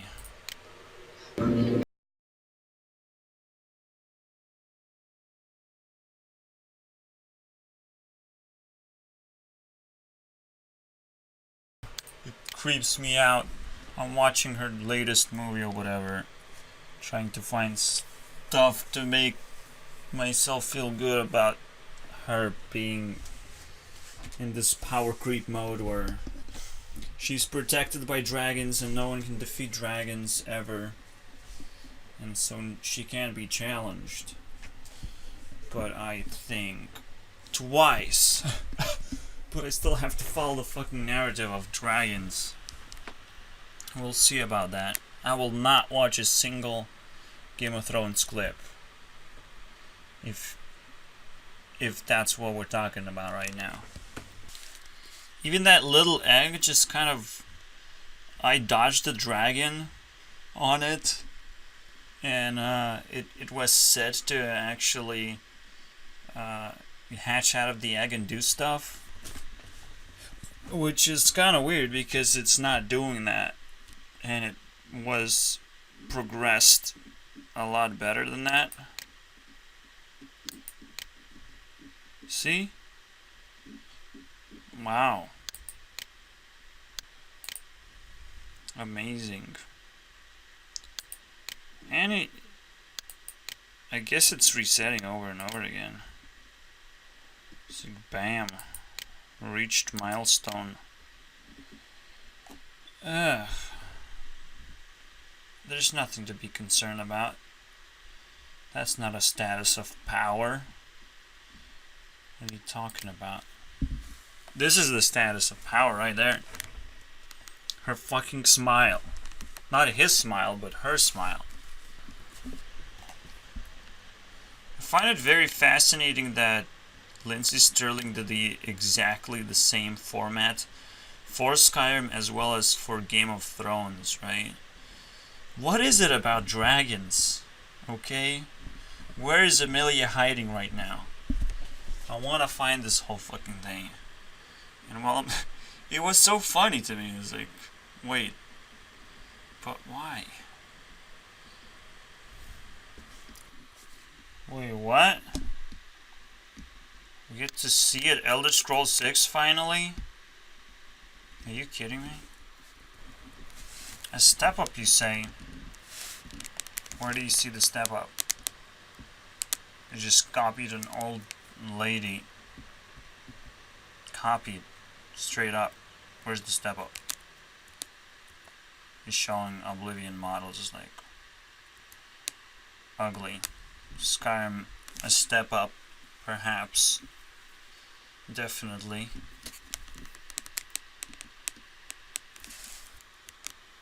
But don't give me a copy of something and say it's a step up. Fuck me, man.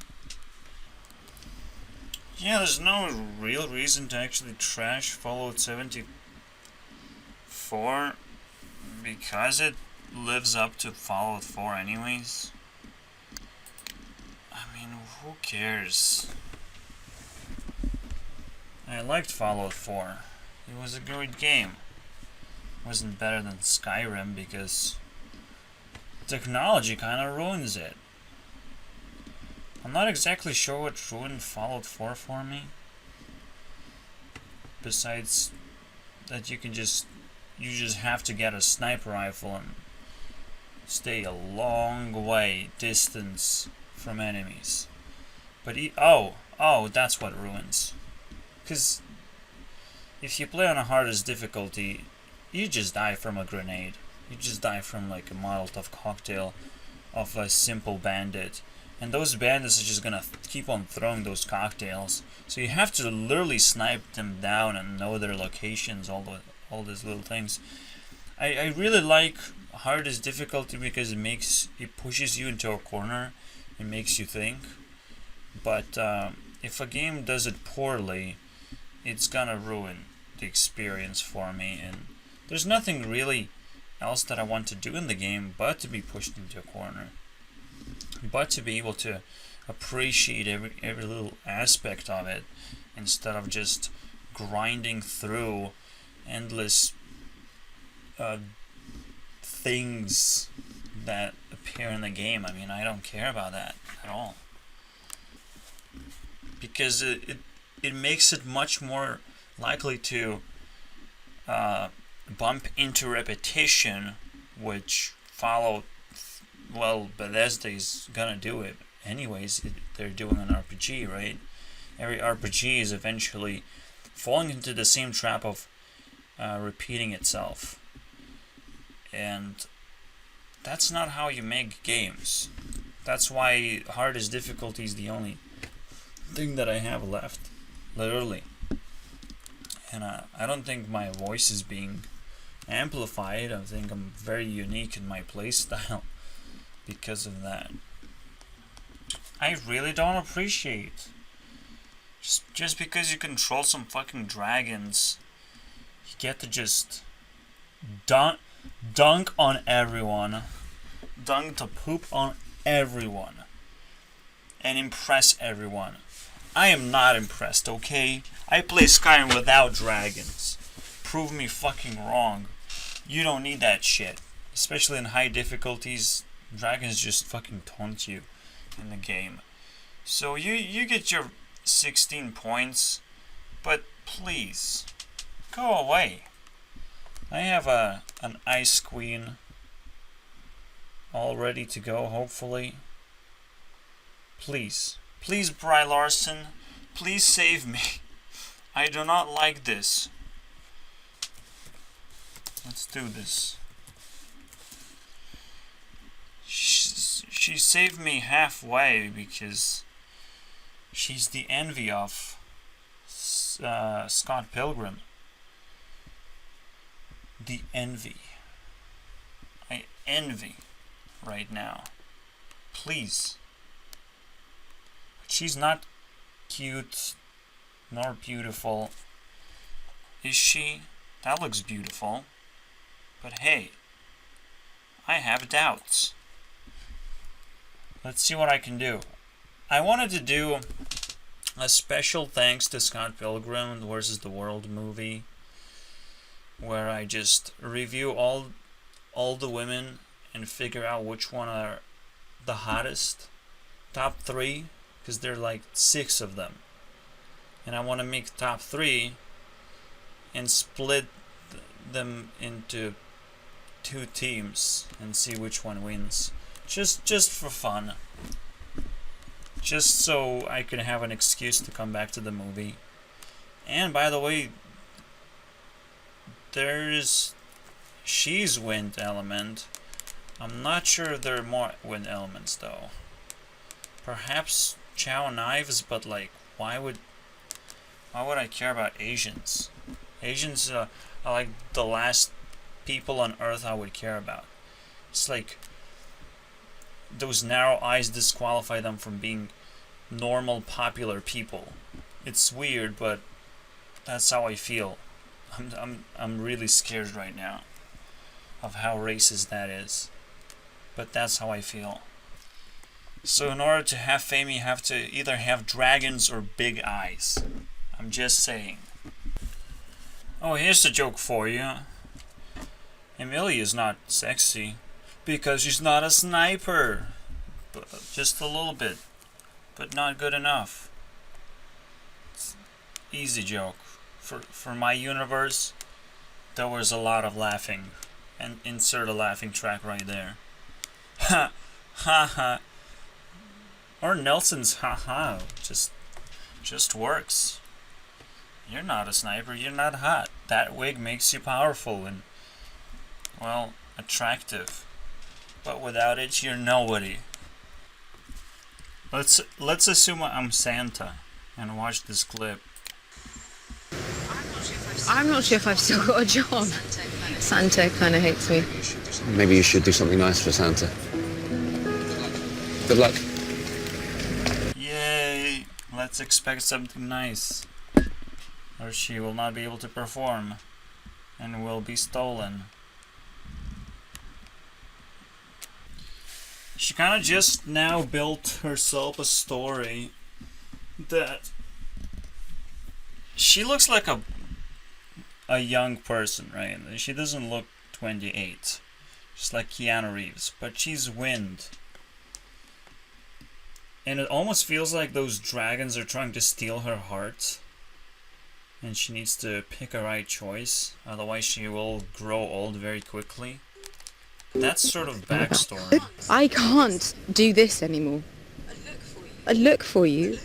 I look for you everywhere and you're never there. And it makes me feel really bad about myself. And I'm finally getting better. And not feeling bad about myself. I'm not going to heal my heart and then give it to someone who is going to break it. Here you go. Backstory complete. Although I probably skipped a few points on accident. Just saying. Alright, I'm kind of bored. I finished the movie. She's not that great. Regardless, I'm not sure what we're gonna be doing with that. I want to replace her, but she's irreplaceable. Oh my god, so cute. Let's move to Onision. Something that's less cute, and maybe it will allow me to rethink what I should do with Emilia. Or maybe find other ways to exploit this creature. Because we have very low points score. Very low, okay?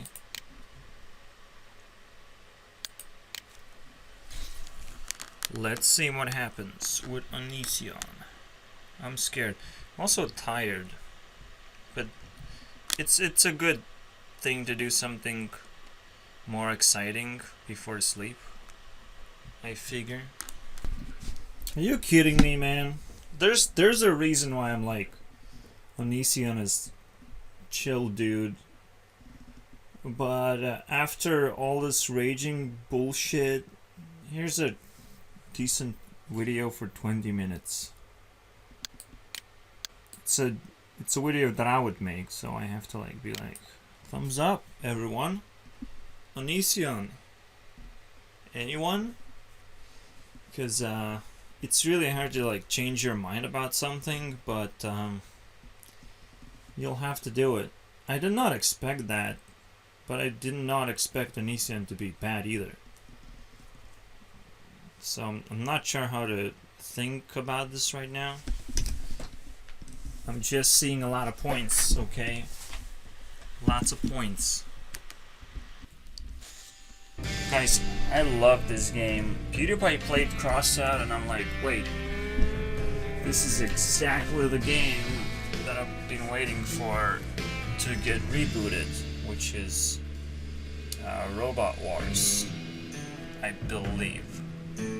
But regardless, here it is. You can build anything, really, and then check how your builds actually perform. This is one of the best builds so far that I have. There are a few other ones. These are the walls, right? Where I have literally the same build, but these are a little bit higher, kind of more protected. But I'll tell you why the last one is like the best build. I call it simple because it's just ridiculously simple. I also really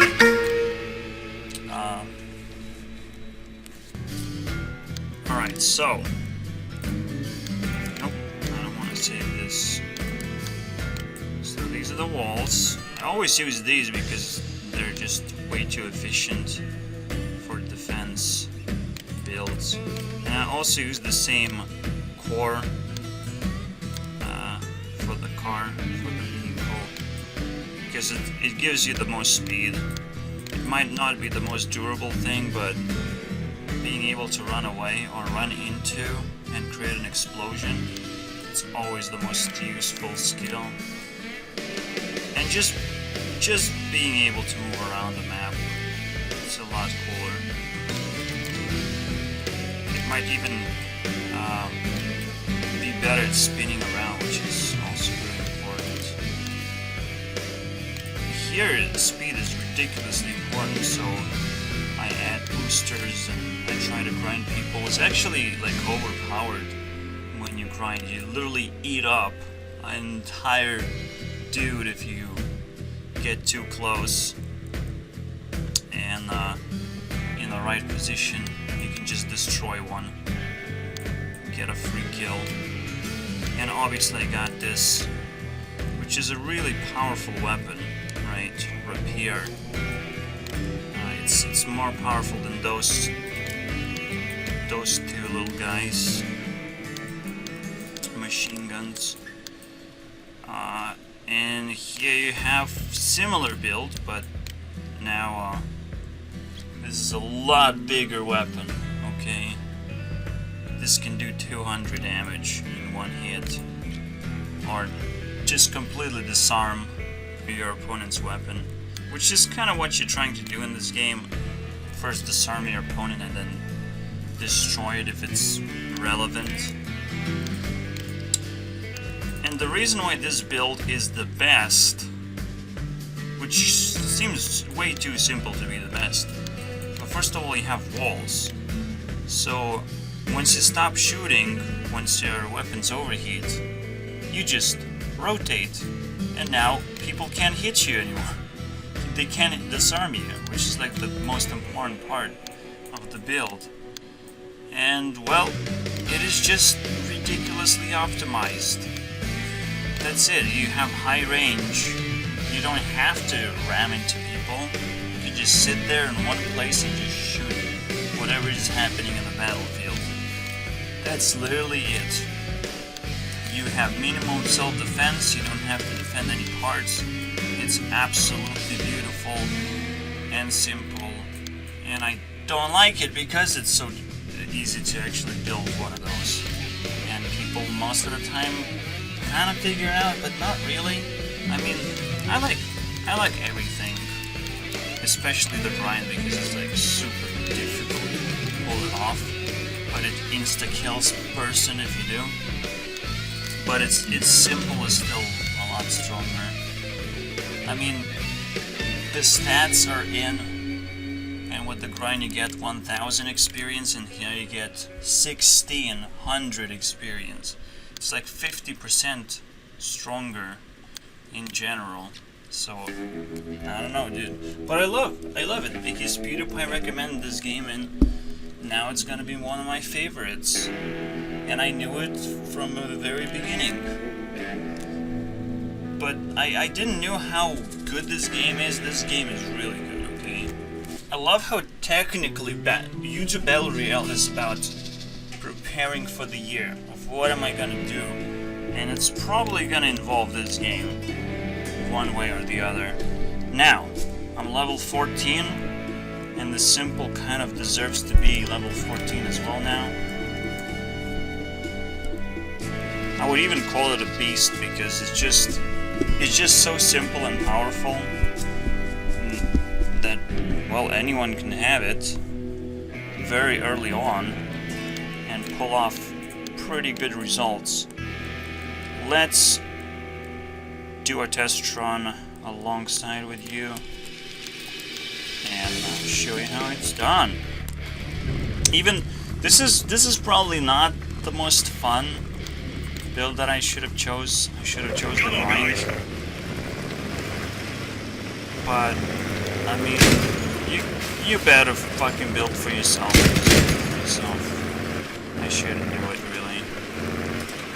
So there's gonna be a bunch of dudes coming in. First contact! And I have long range weapons, so this guy is taking a lot of damage very early on.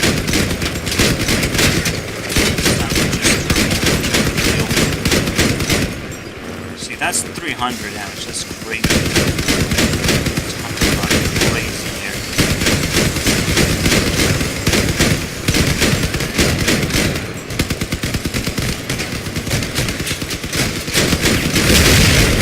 Wow, get at him!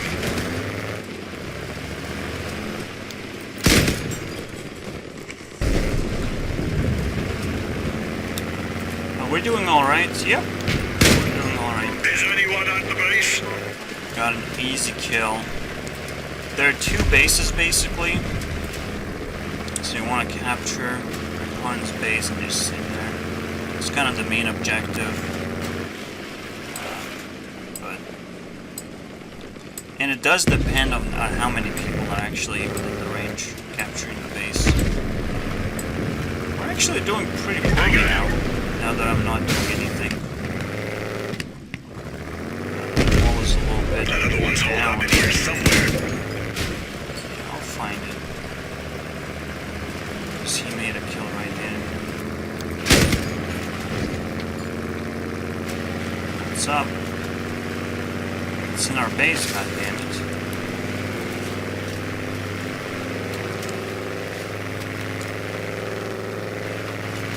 I probably can take him. Yeah. Totally useless build. It's more like a troll build if you make it long and put a bunch of boosters in, because boosters are very expensive. There's a limited amount of guns that you can have. Boosters aren't taking the same slots as gun slots. This guy's pretty smart. He was able to run around unchallenged, pretty much. I'm pretty impressed. There's so much you can do here. Please watch PewDiePie's Let's Play as well. It's gonna give you a troll Let's Play. Sometimes you will lose because your team sucks, but that's just what you have to do. You have to realize that these battles are just so randomized and so worthless in the long run. You're gonna be battling over and over again because they take for like 5 minutes at most. In other words, quick word from our sponsors, Raid Shadow Legends. Oh my god, they're sponsoring us. Absolutely. Alright, so that thing aside. Get out of here, cross out.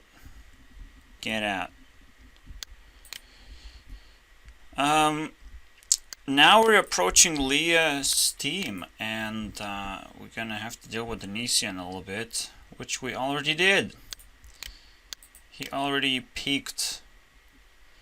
I mean, he already peaked as I was doing my videos. He was doing cool videos, commentaries of like casual videos that I would do.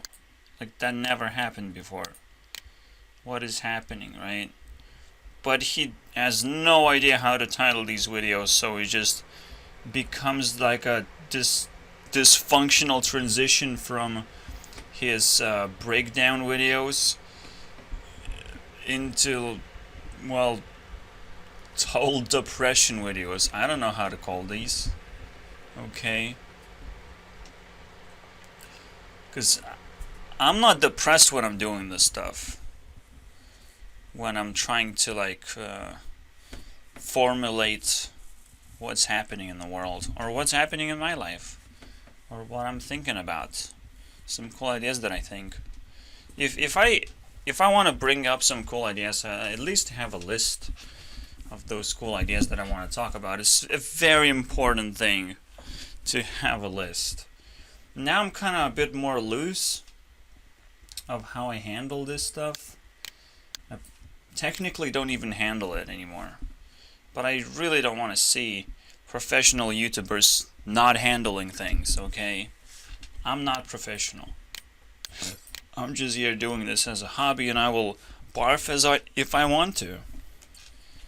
Because even if I tried to do this professionally, I wouldn't become a professional, right? For professional, you have to be elected, right?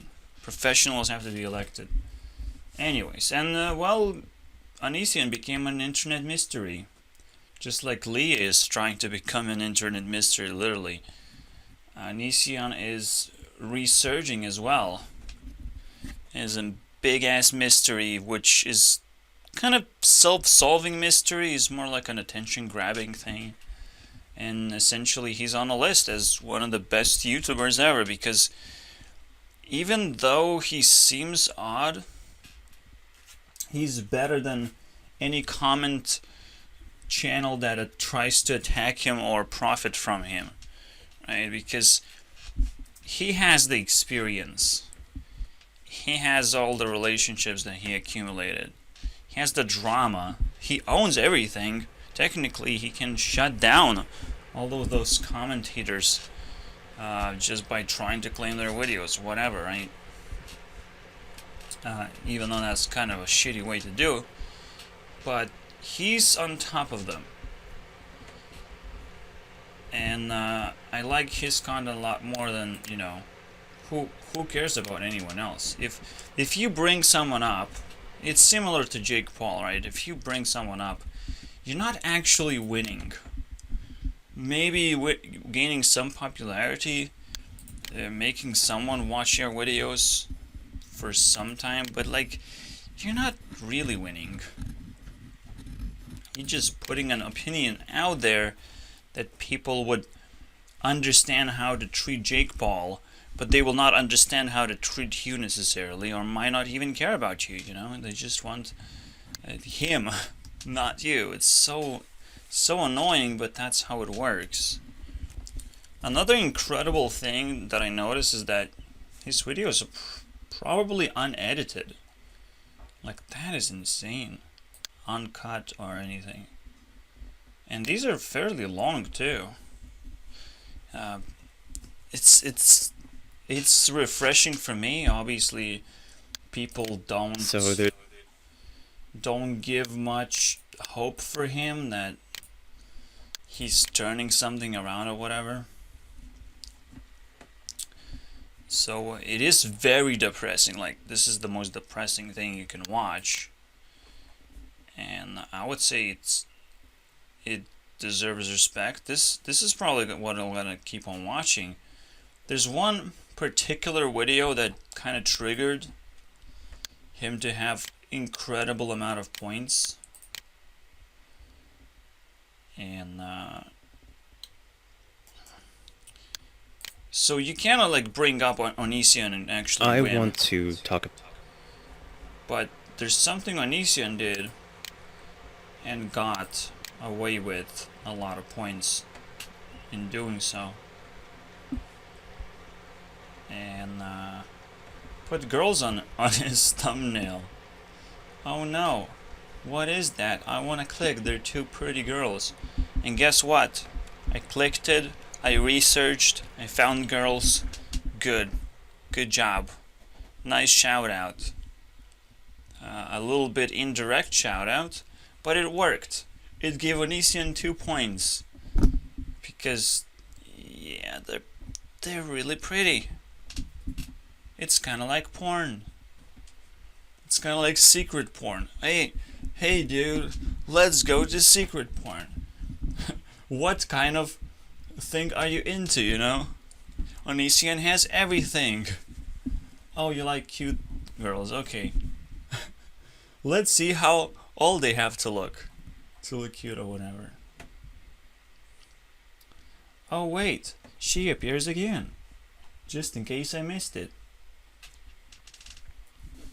Yeah, so we barely started and Onision has like 4.7. I mean, a lot of points from his latest videos. Some points for his just drama behavior, and then you know where else. Let's see, because we just kind of scratching the surface. I'm not gonna go too deep because I'm kind of getting everything that I wanted already easily. It's so fucking weird too. It's ridiculously weird. But again, I just wanted to like make an example of like, okay, men don't look pretty, but they can make good shout-outs. They have good taste. I mean, who cares, right? Everything is porn now. Oh well. You can kind of find a way to visualize this Onision train, where you have these commentary channels looping around and trying to capture your attention. Is like, you're going the Onision train. Oh, I like this commentary channel. And then you loop here. And maybe stay here and derange away from Onision, which is what you would want to do. But you still used Onision Express, okay? You still gotta pay respect. It's crazy. It's crazy what these personalities can do. And this is not like, oh, it's narcissist, right? I don't think this guy is a narcissist. This might be a psychopath. Cool, right? This might be a different type of person, but it's still kind of chaotic. So I think it wouldn't make sense for the other side of mental derangement to create express rides through commentary channels. I don't know. It's so annoying. But Leah kind of did the same thing, and she's not a psychopath. She's just deranged. She's just weird and interesting. So I guess everything works the same way, regardless of personality. Here you go. One thing that does not matter, regardless of that's crazy. But even these old men roasting Onision just kind of, I don't know, man. Onision just knows how to stir up drama. Cause he didn't like came out and like just remove drama. And by his latest videos, he kind of owned it. He just owns it. I mean, it's fucking crazy. What's going on? I can't keep up with this. But yeah, these old people are helping the state of YouTube here. That Onision owns literally right now. Jesus. Oh my god, he even did a restraining order on Mr. Epsilon. Are you kidding me? This is the humor, man. This is like drama ownage. Holy shit. He has been stalking me for 10 years. I can't do this anymore. Onision is gonna win. No! Why the meme squad is so powerful? Oh my god. Are you kidding me? Yeah, I mean, being accused as a predator is like the endgame boss. That's the boss fight that most popular personalities have to go through. For me, it's the first boss that I have to beat. Being accused as a predator is like the first thing I have to beat, because I know I'm not. And I'm never gonna be that person. I'm gonna be the opposite, so it's gonna be a very easy boss to actually beat.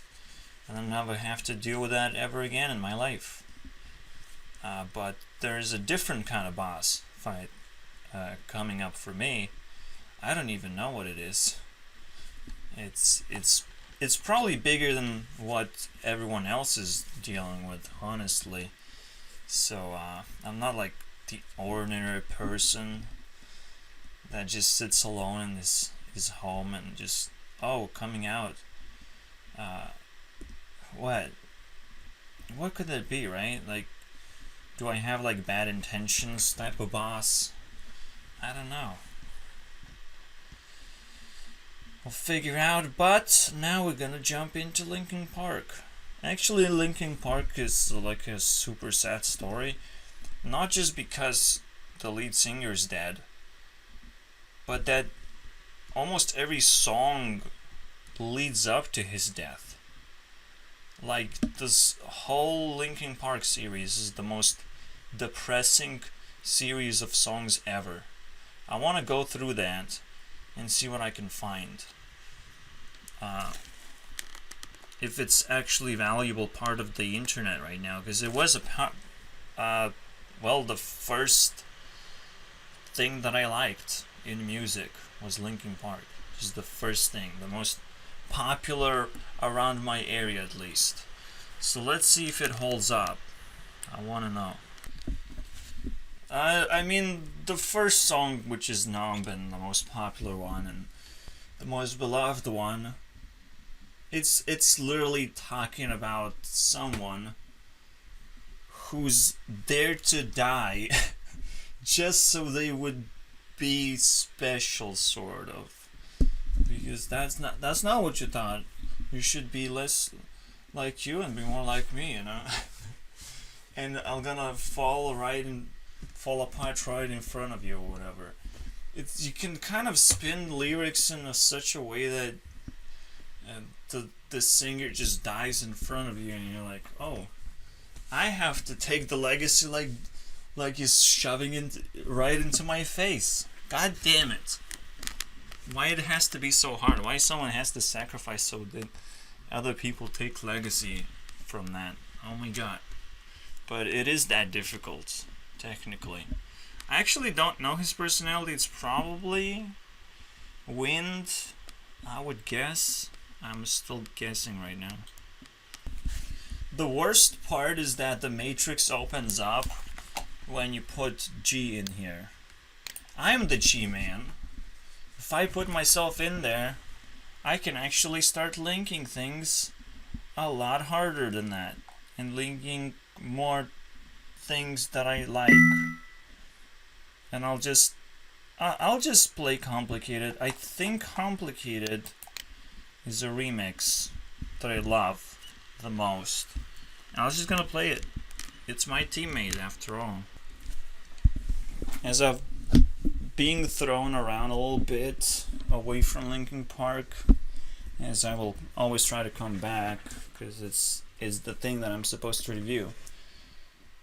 I am thinking about the universe a lot more now of how reality works and what it means to have God right behind you right when you die. You just go back to where you're more powerful.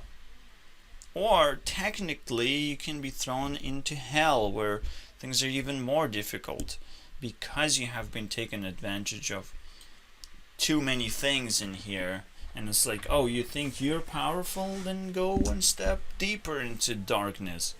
If you think you can just hoard everything for yourself, right? There is some kind of really simple system that's going on.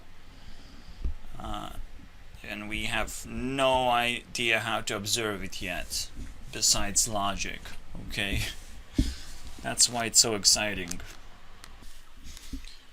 I'm kind of realizing one perk that Avril Lavigne has against all of these music channels.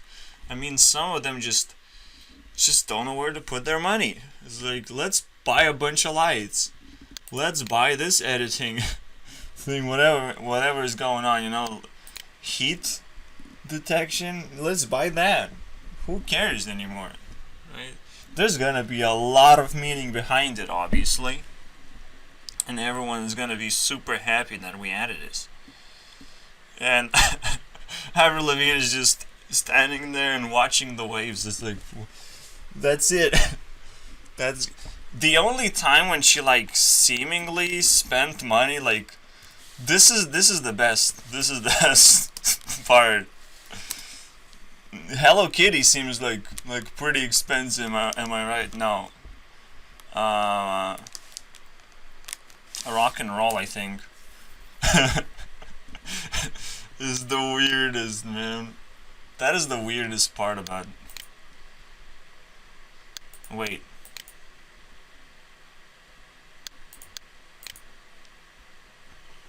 God damn it. She has a car. She has some costumes. Look, there's some editing here going on.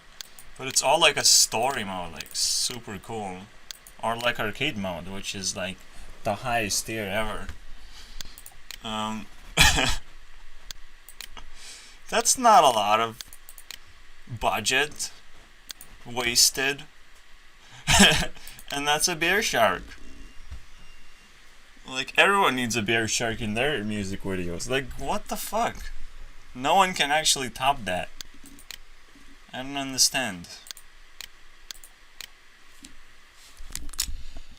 Obviously, I want to add a little bit of a competition just to make sure I'm traveling across the pop landscape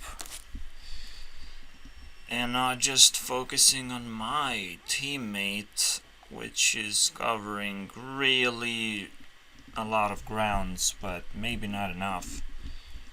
I'm gonna add Zed first because Zed is like the pop, just popping everywhere in everyone's category almost. Let's just do him. Let's see how widespread he is. See what I can find. This Katy Perry, this is not okay, okay? You cannot be more funnier than Nicki Minaj, but she made it. Like, this is some ridiculous shit. I'm not gonna show at this point. This is just robot dancing or robot comedy. A robot trying to love comedy or whatever. Ugh. It's creepy, but it's like super funny. This is like 2 times in a row there's a good music video associated. I am scared. He has 1 point already. How about we make something special yet again? Let's make a duel. Sometimes when acquiring a point, Zed might go a little bit, but Linkin Park can take it all the way through and collect it. Let's do one song on one side and another. The last song that I played from Zed was Meet Me in the Middle, so they're kind of in the middle, but there's more stuff going on in the middle. Let's just make them fight. Fuck this shit. They're competing way too good already. Although the problem is Linkin Park doesn't have a lot of good songs because they just, you know, flooded with songs. And they have kind of lower quality because they just don't jump around in style too much or as much, but I don't know. Maybe it's just me letting my guard down and not knowing what Linkin Park is actually capable of. Alright, so far it's 3 points difference still, and I want Linkin Park to be ahead, obviously. I'm adding one more thing. If a song scores 2 points instead of 1, it will allow a remix to play at the same time. Right? We'll see how many songs can actually do it, because it's not actually easy to score 2 points unless you do what Katy Perry did and just make a funny video. Okay. Ariana actually scored too. But she's my teammate, so technically Linkin Park is gonna get the points for the remix. Whoops. Whoops, Zed. Because she's already my teammate. I don't need Zed to help me out. Get out of here. Looking at how things going, this is probably a good picture to pull into, because she's not doing very well. Maybe I missed a point, but like, who cares? She doesn't have enough ways for me to approach the situation of like, yeah, Game of Thrones, maybe some people liked it.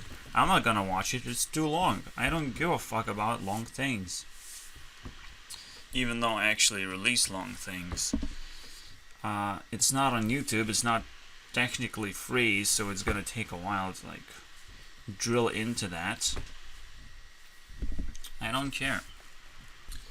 And obviously these people can't really take the opportunity that they did so much work in that Game of Thrones thing. Like, they kind of like pull it and put it into YouTube. It's actually fairly difficult, or they can't even promote themselves properly because they're worthless. However, I can't forget the fact that she's in a team technically. So she is getting help somewhat. I'm not sure how that's gonna look like, but hey, not all hope is lost. I mean, this video is pretty good, but it doesn't say in the title what's gonna happen, but she kind of thanks very well. That's how I think it looks like. And as a woman, I've been able to play this incredibly strong woman when I could have very easily never thought of the places that I had to go to with her, the strengths that I had to find to play her, and then seeing that I had that strength myself. And that's a really big deal. And these guys have taken care of me so much, and I don't know what I'm gonna do. I'm really lucky I get to have it documented. And I'll just be forever grateful to. That's great. Anyways, maybe she can recover, but not because she has Stop it! No dragons allowed in this game. Let's keep going the Linkin Park road, okay? I found another good song. Now it's like 6 good songs. So yeah, technically Linkin Park is challenging the battle of who has the best music on YouTube right now, which is a pretty big challenge.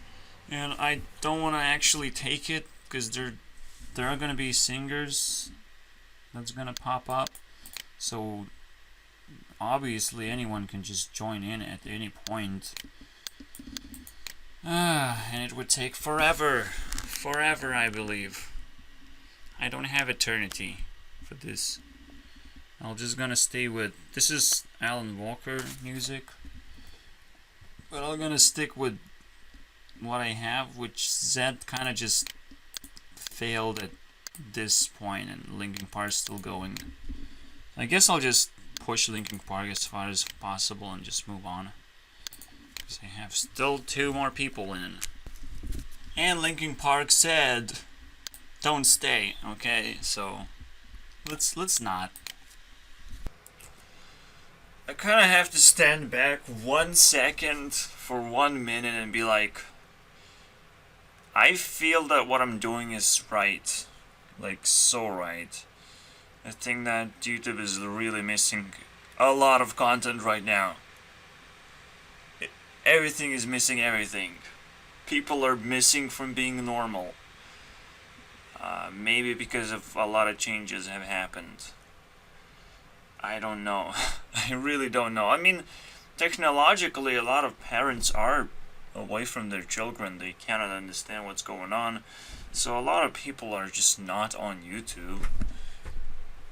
And a lot of people are not normal because they're not growing up loving these things that they adopt into their lives. So in both ways, technology is actually dark ages for us. It's really not good. It's really not healthy. We'll see. I have to work really hard to just be normal on the internet. It seems that it's not normal what I'm doing, but just you wait. Just you fucking wait. What I really find fascinating is how Linkin Park, I don't think they showed up in public a lot. Like, can I just type nightly shows and get Linkin Park in there? Please. He just said Linkin Park numb is embarrassing. What the fucking insecurities do they have in there? Jesus Christ. Good music literally never dies. Unless it actually dies and doesn't get remixed. So, thank you guys. The only reason why music dies right now is that we technologically playing better cards all the time and people expect better cards to be played. So that expectation kills a lot of music. Right? And over time we want new things as well, obviously. But if people keep up with their level of music, there's no need for new music eventually, really. You have to keep up all the old things. It's really tough what's gonna happen in the future. Technologically, we're gonna slow down. So there was a thing going. Alright, a discussion about why people hate Linkin Park, which is like, it is pretty ridiculous. It's probably because it's a rock band and it's a negative band. I mean, Linkin Park literally kind of hates on itself because of what songs they sing. That's kind of my best guess. Right? You don't want to just suck in some weird music that kind of makes you more emo than you would normally want. But it's still good music. Ridiculously good. Here's trying to explain why he made the evolution, or they made the evolution, and made different songs. But it's, no. You always come back to the best songs and try to like spin around a circle around those, essentially, and try to evolve around those. After you finished your circle, but with music apparently it takes too long. So you only get to finish one circle in your life cycle of a band. The saddest thing that happened is like, Boyinaband probably made the last interview with Jester. It's kind of fucking crazy. Or the one that I actually watched. So, I met Linkin Park. Oh my god. Oh, they're dead now. Not long after I met him, you know. Whoops. I'm still like double-sided on this thing that the evolution part of music. Because you probably can stick with one thing if you like it. And you then grow in all directions to satisfy that thing. In music, you're still trying to find your place, and you do need to experiment a lot, like really heavy experiment. Technically, that's what Linkin Park did. Obviously, in this video, he's like teasing people into seeking help for mental problems that they're having. What is a mental problem?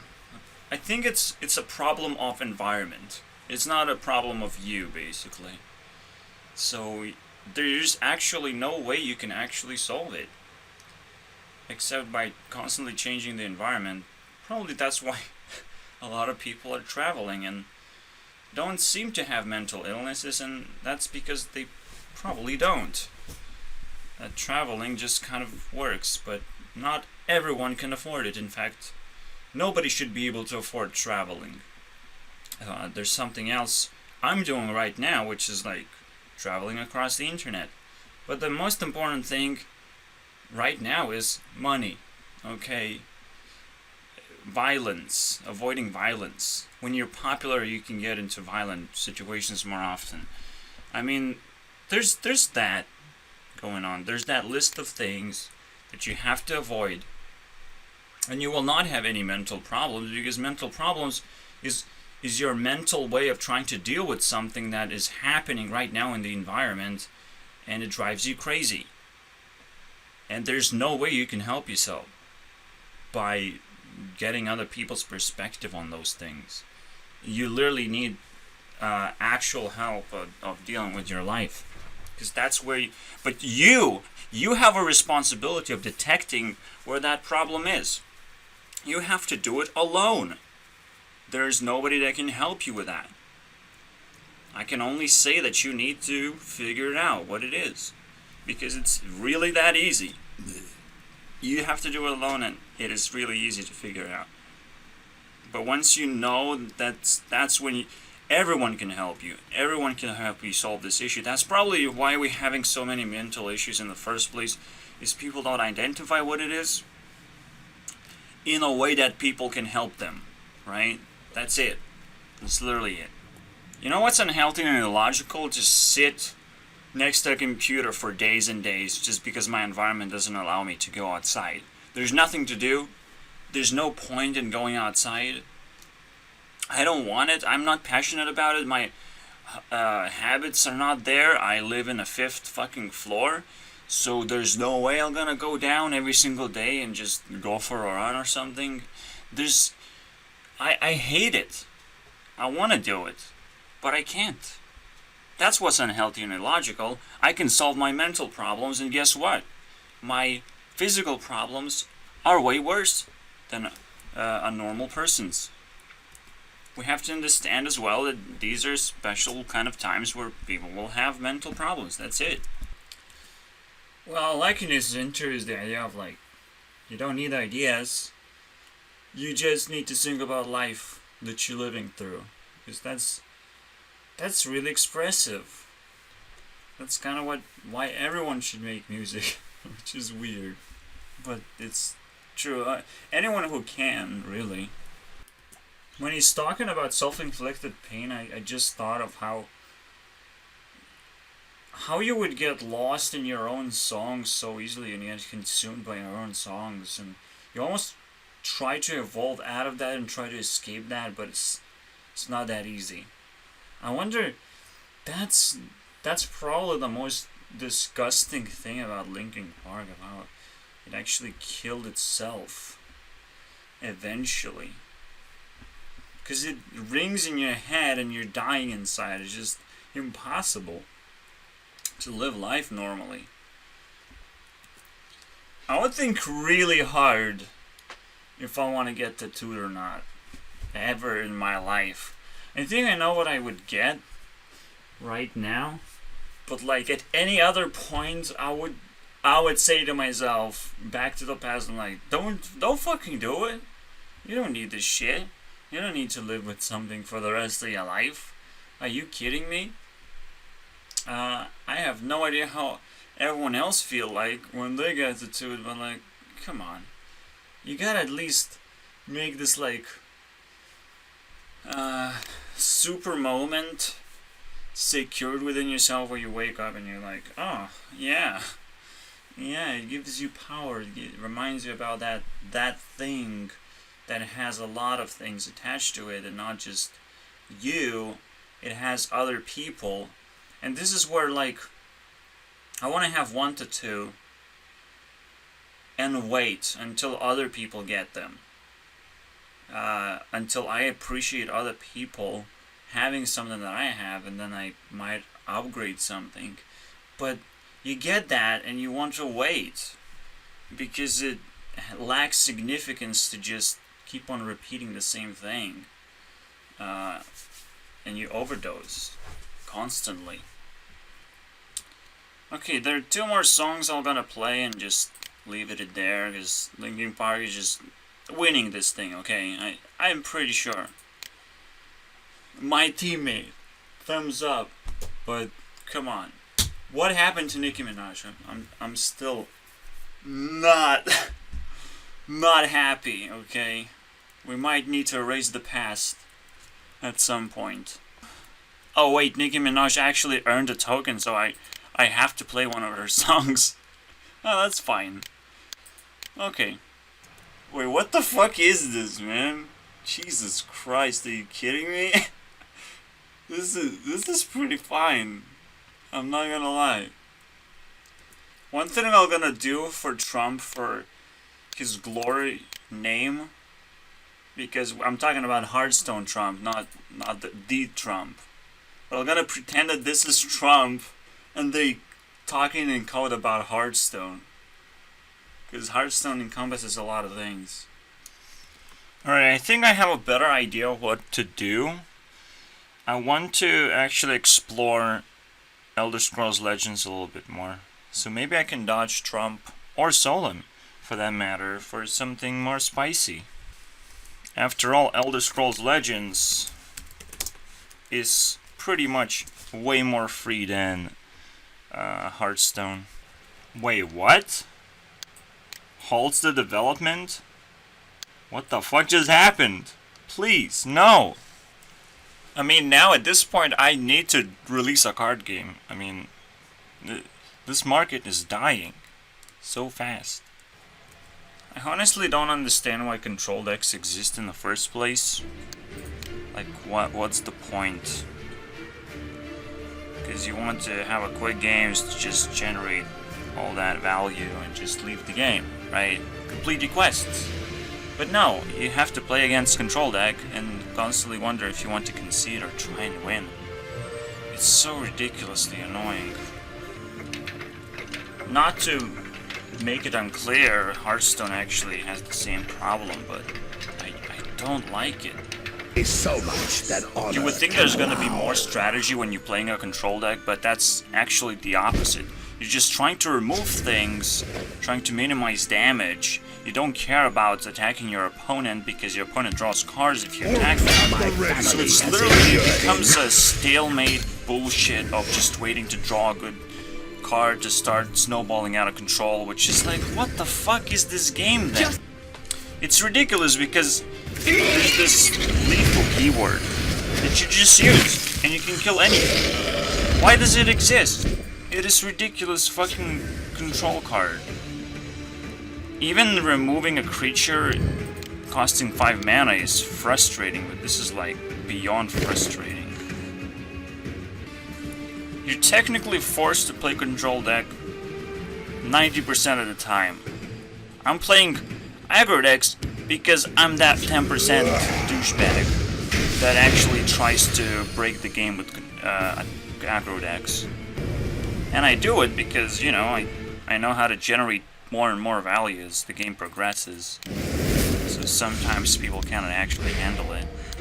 Which feels satisfying, but hey, I fucking hate this game now. Oh look, Matrix 4 is returning. Now that's something. With Keanu Reeves, oh my god. Wait, did Trump just did something that wins him the game? The ultimate twist card? Holy shit. This is porn actors, by the way. I'm just saying. This is what it's known as Trump card. I fucking hate how this is like 3 weeks ago, right? Everything that I'm doing is actually relevant.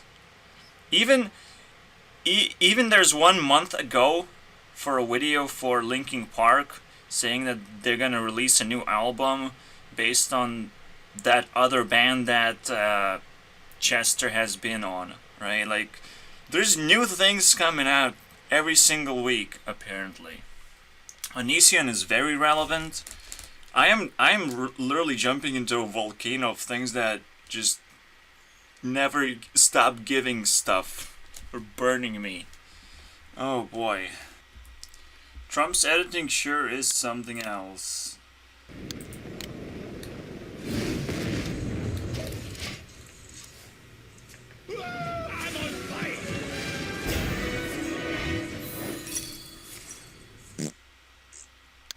Just ridiculous. This one got me really hard.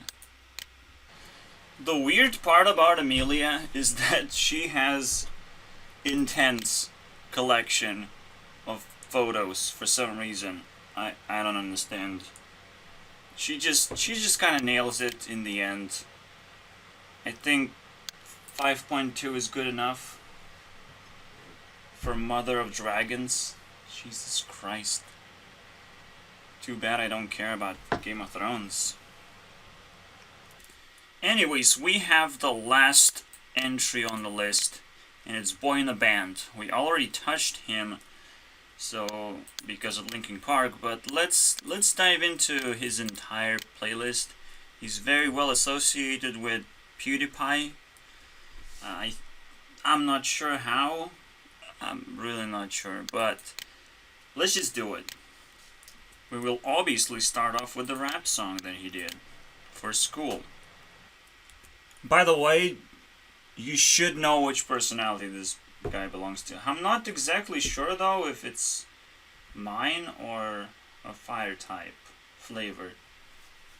Probably mine. I mean, it's literally my thing right now. Mine. Wait, is that it? Oh. Was it last time then? I don't know. Probably not. Well, 3 out of, what, 9? That's pretty great for me.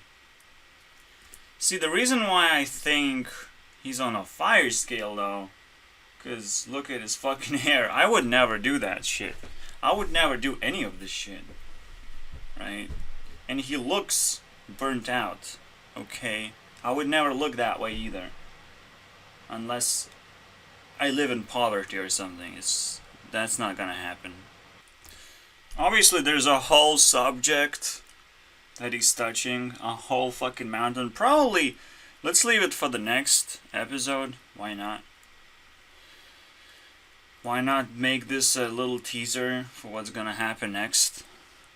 Yeah, him liking metal is pretty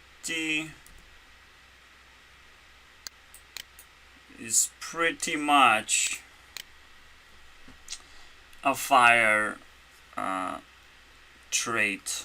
Okay, fire personality trait. So I'll leave it on the other side. Not my personality. Nope. I think that's what the power of Boyinaband is like. He can summon all these fucking people together. H3H3, iDubbbz, PewDiePie. It's fucking crazy in here. And make a diss track. I mean, like, crazy.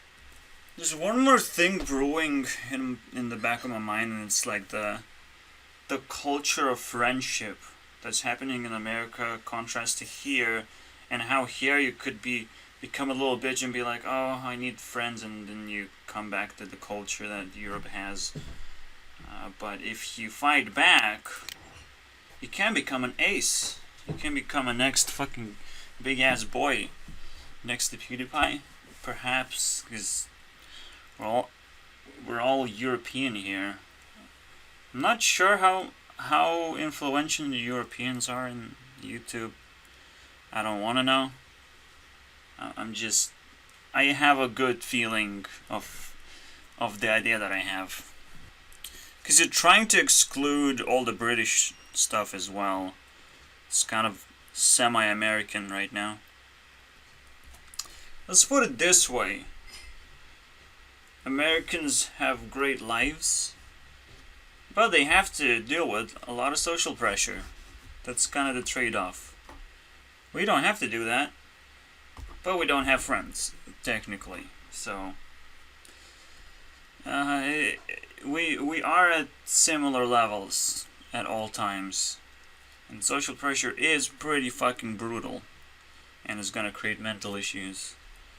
Here we I'm gonna check the Jaden song now. About fuck, what? Why such dark songs all the time? But it works. He might get a Sun token and be able to just appear in every single PewDiePie's teammate performance.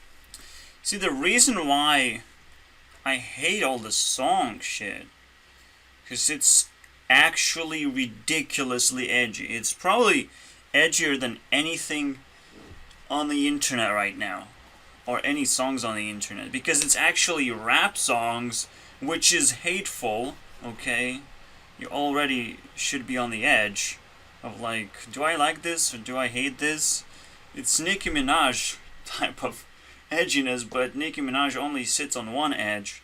This guy is trying to just edge around everything that's edgy because he likes depressing things. I mean, that is the fucking edgiest thing you can like, is depressing things. Are you kidding me?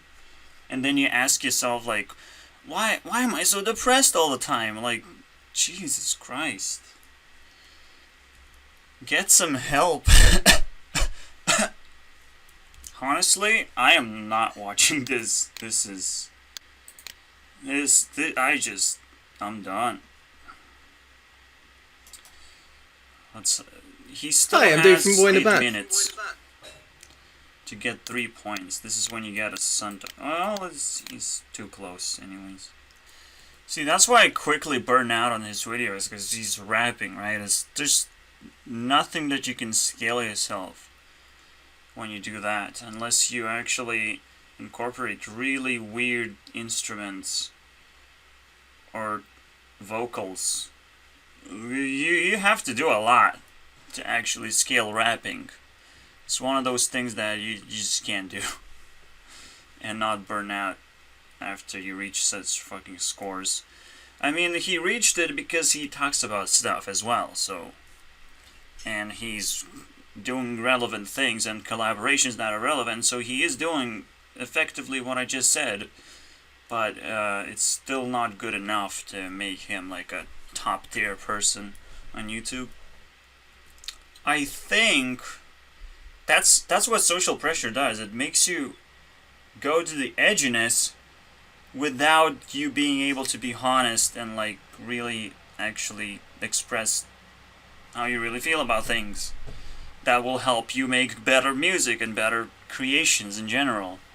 That's a very big trade-off, okay?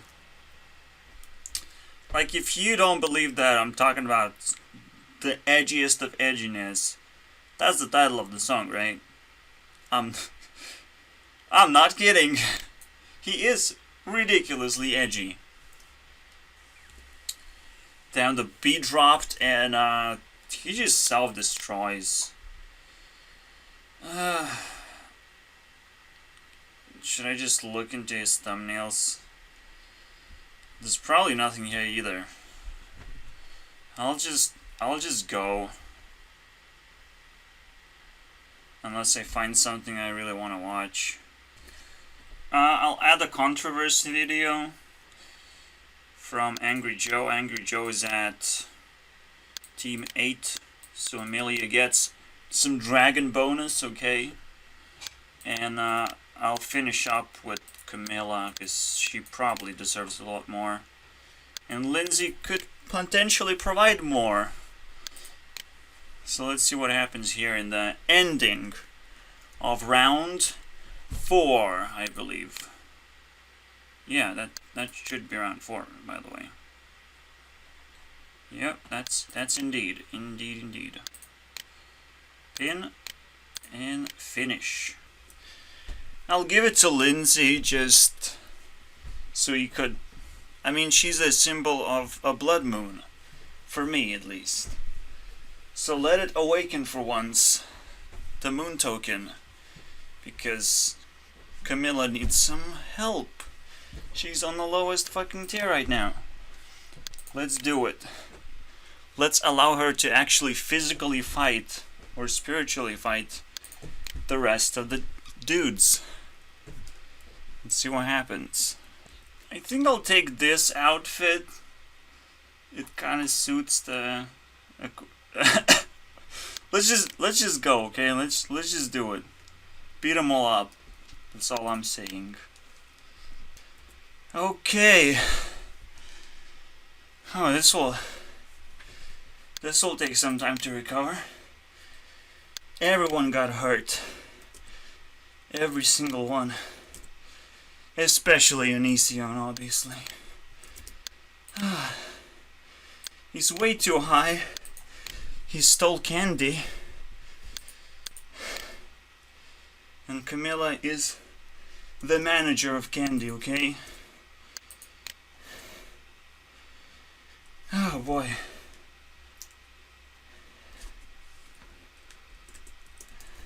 She still sucks though. What the hell? Alright, it's the time to calculate the points and figure out which team is still winning. Besides us winning, because we're winning. And Team Meme is winning, but it's like, who has the third place? Because Grailmore got a lot of points for introducing me to another Discord, but I don't like it anymore. Alright, so Team 8 and Team 9 are top tier right now. I guess 4th place is for Team 6, which is pretty top tier anyways. And Team 7 is about... Oh wait, Team 8. Team 8 is what we're looking for. Is the Dragon Ball team of critics and H3H3. And then we'll have Delphine at some point, just because. We'll see. Very soon my team will have to deal with a penalty. The score will decrease by a half. That's the penalty. Simply because we are going to outperform 100% of the time, but it's kind of artificial team anyways, and we're too powerful, and we don't exist on YouTube technically, so might as well reduce a little bit of our performance. But initial start, I think I can allow it to be full-blown, because most of these people are helpers. Most of these people come from YouTube, or at least have established themselves properly. So until the main core of the team shows up, I will not penalize anything. That being said, I can't wait for what next gonna happen. Who is gonna be showing up for round 5? This round took me 11 days to make, and I'm excited because that's good amount of time. What I'm not excited about is editing every hour to make sure that my voice syncs up with the video, because that's a thing right now. Jesus. But obviously the expectation is going from 5 average, and then 4 average was previously, 3 and 2 respectively. We're gonna go to 6 average, which just kind of blows my mind how much we're gonna drag this next round, and it's just gonna exponentially be more complicated as we go. Possibly making round 10, which is gonna reduce the complexity from round 9 into, you know, the last round. That shouldn't supposed to happen, but will happen because of how long it's gonna take.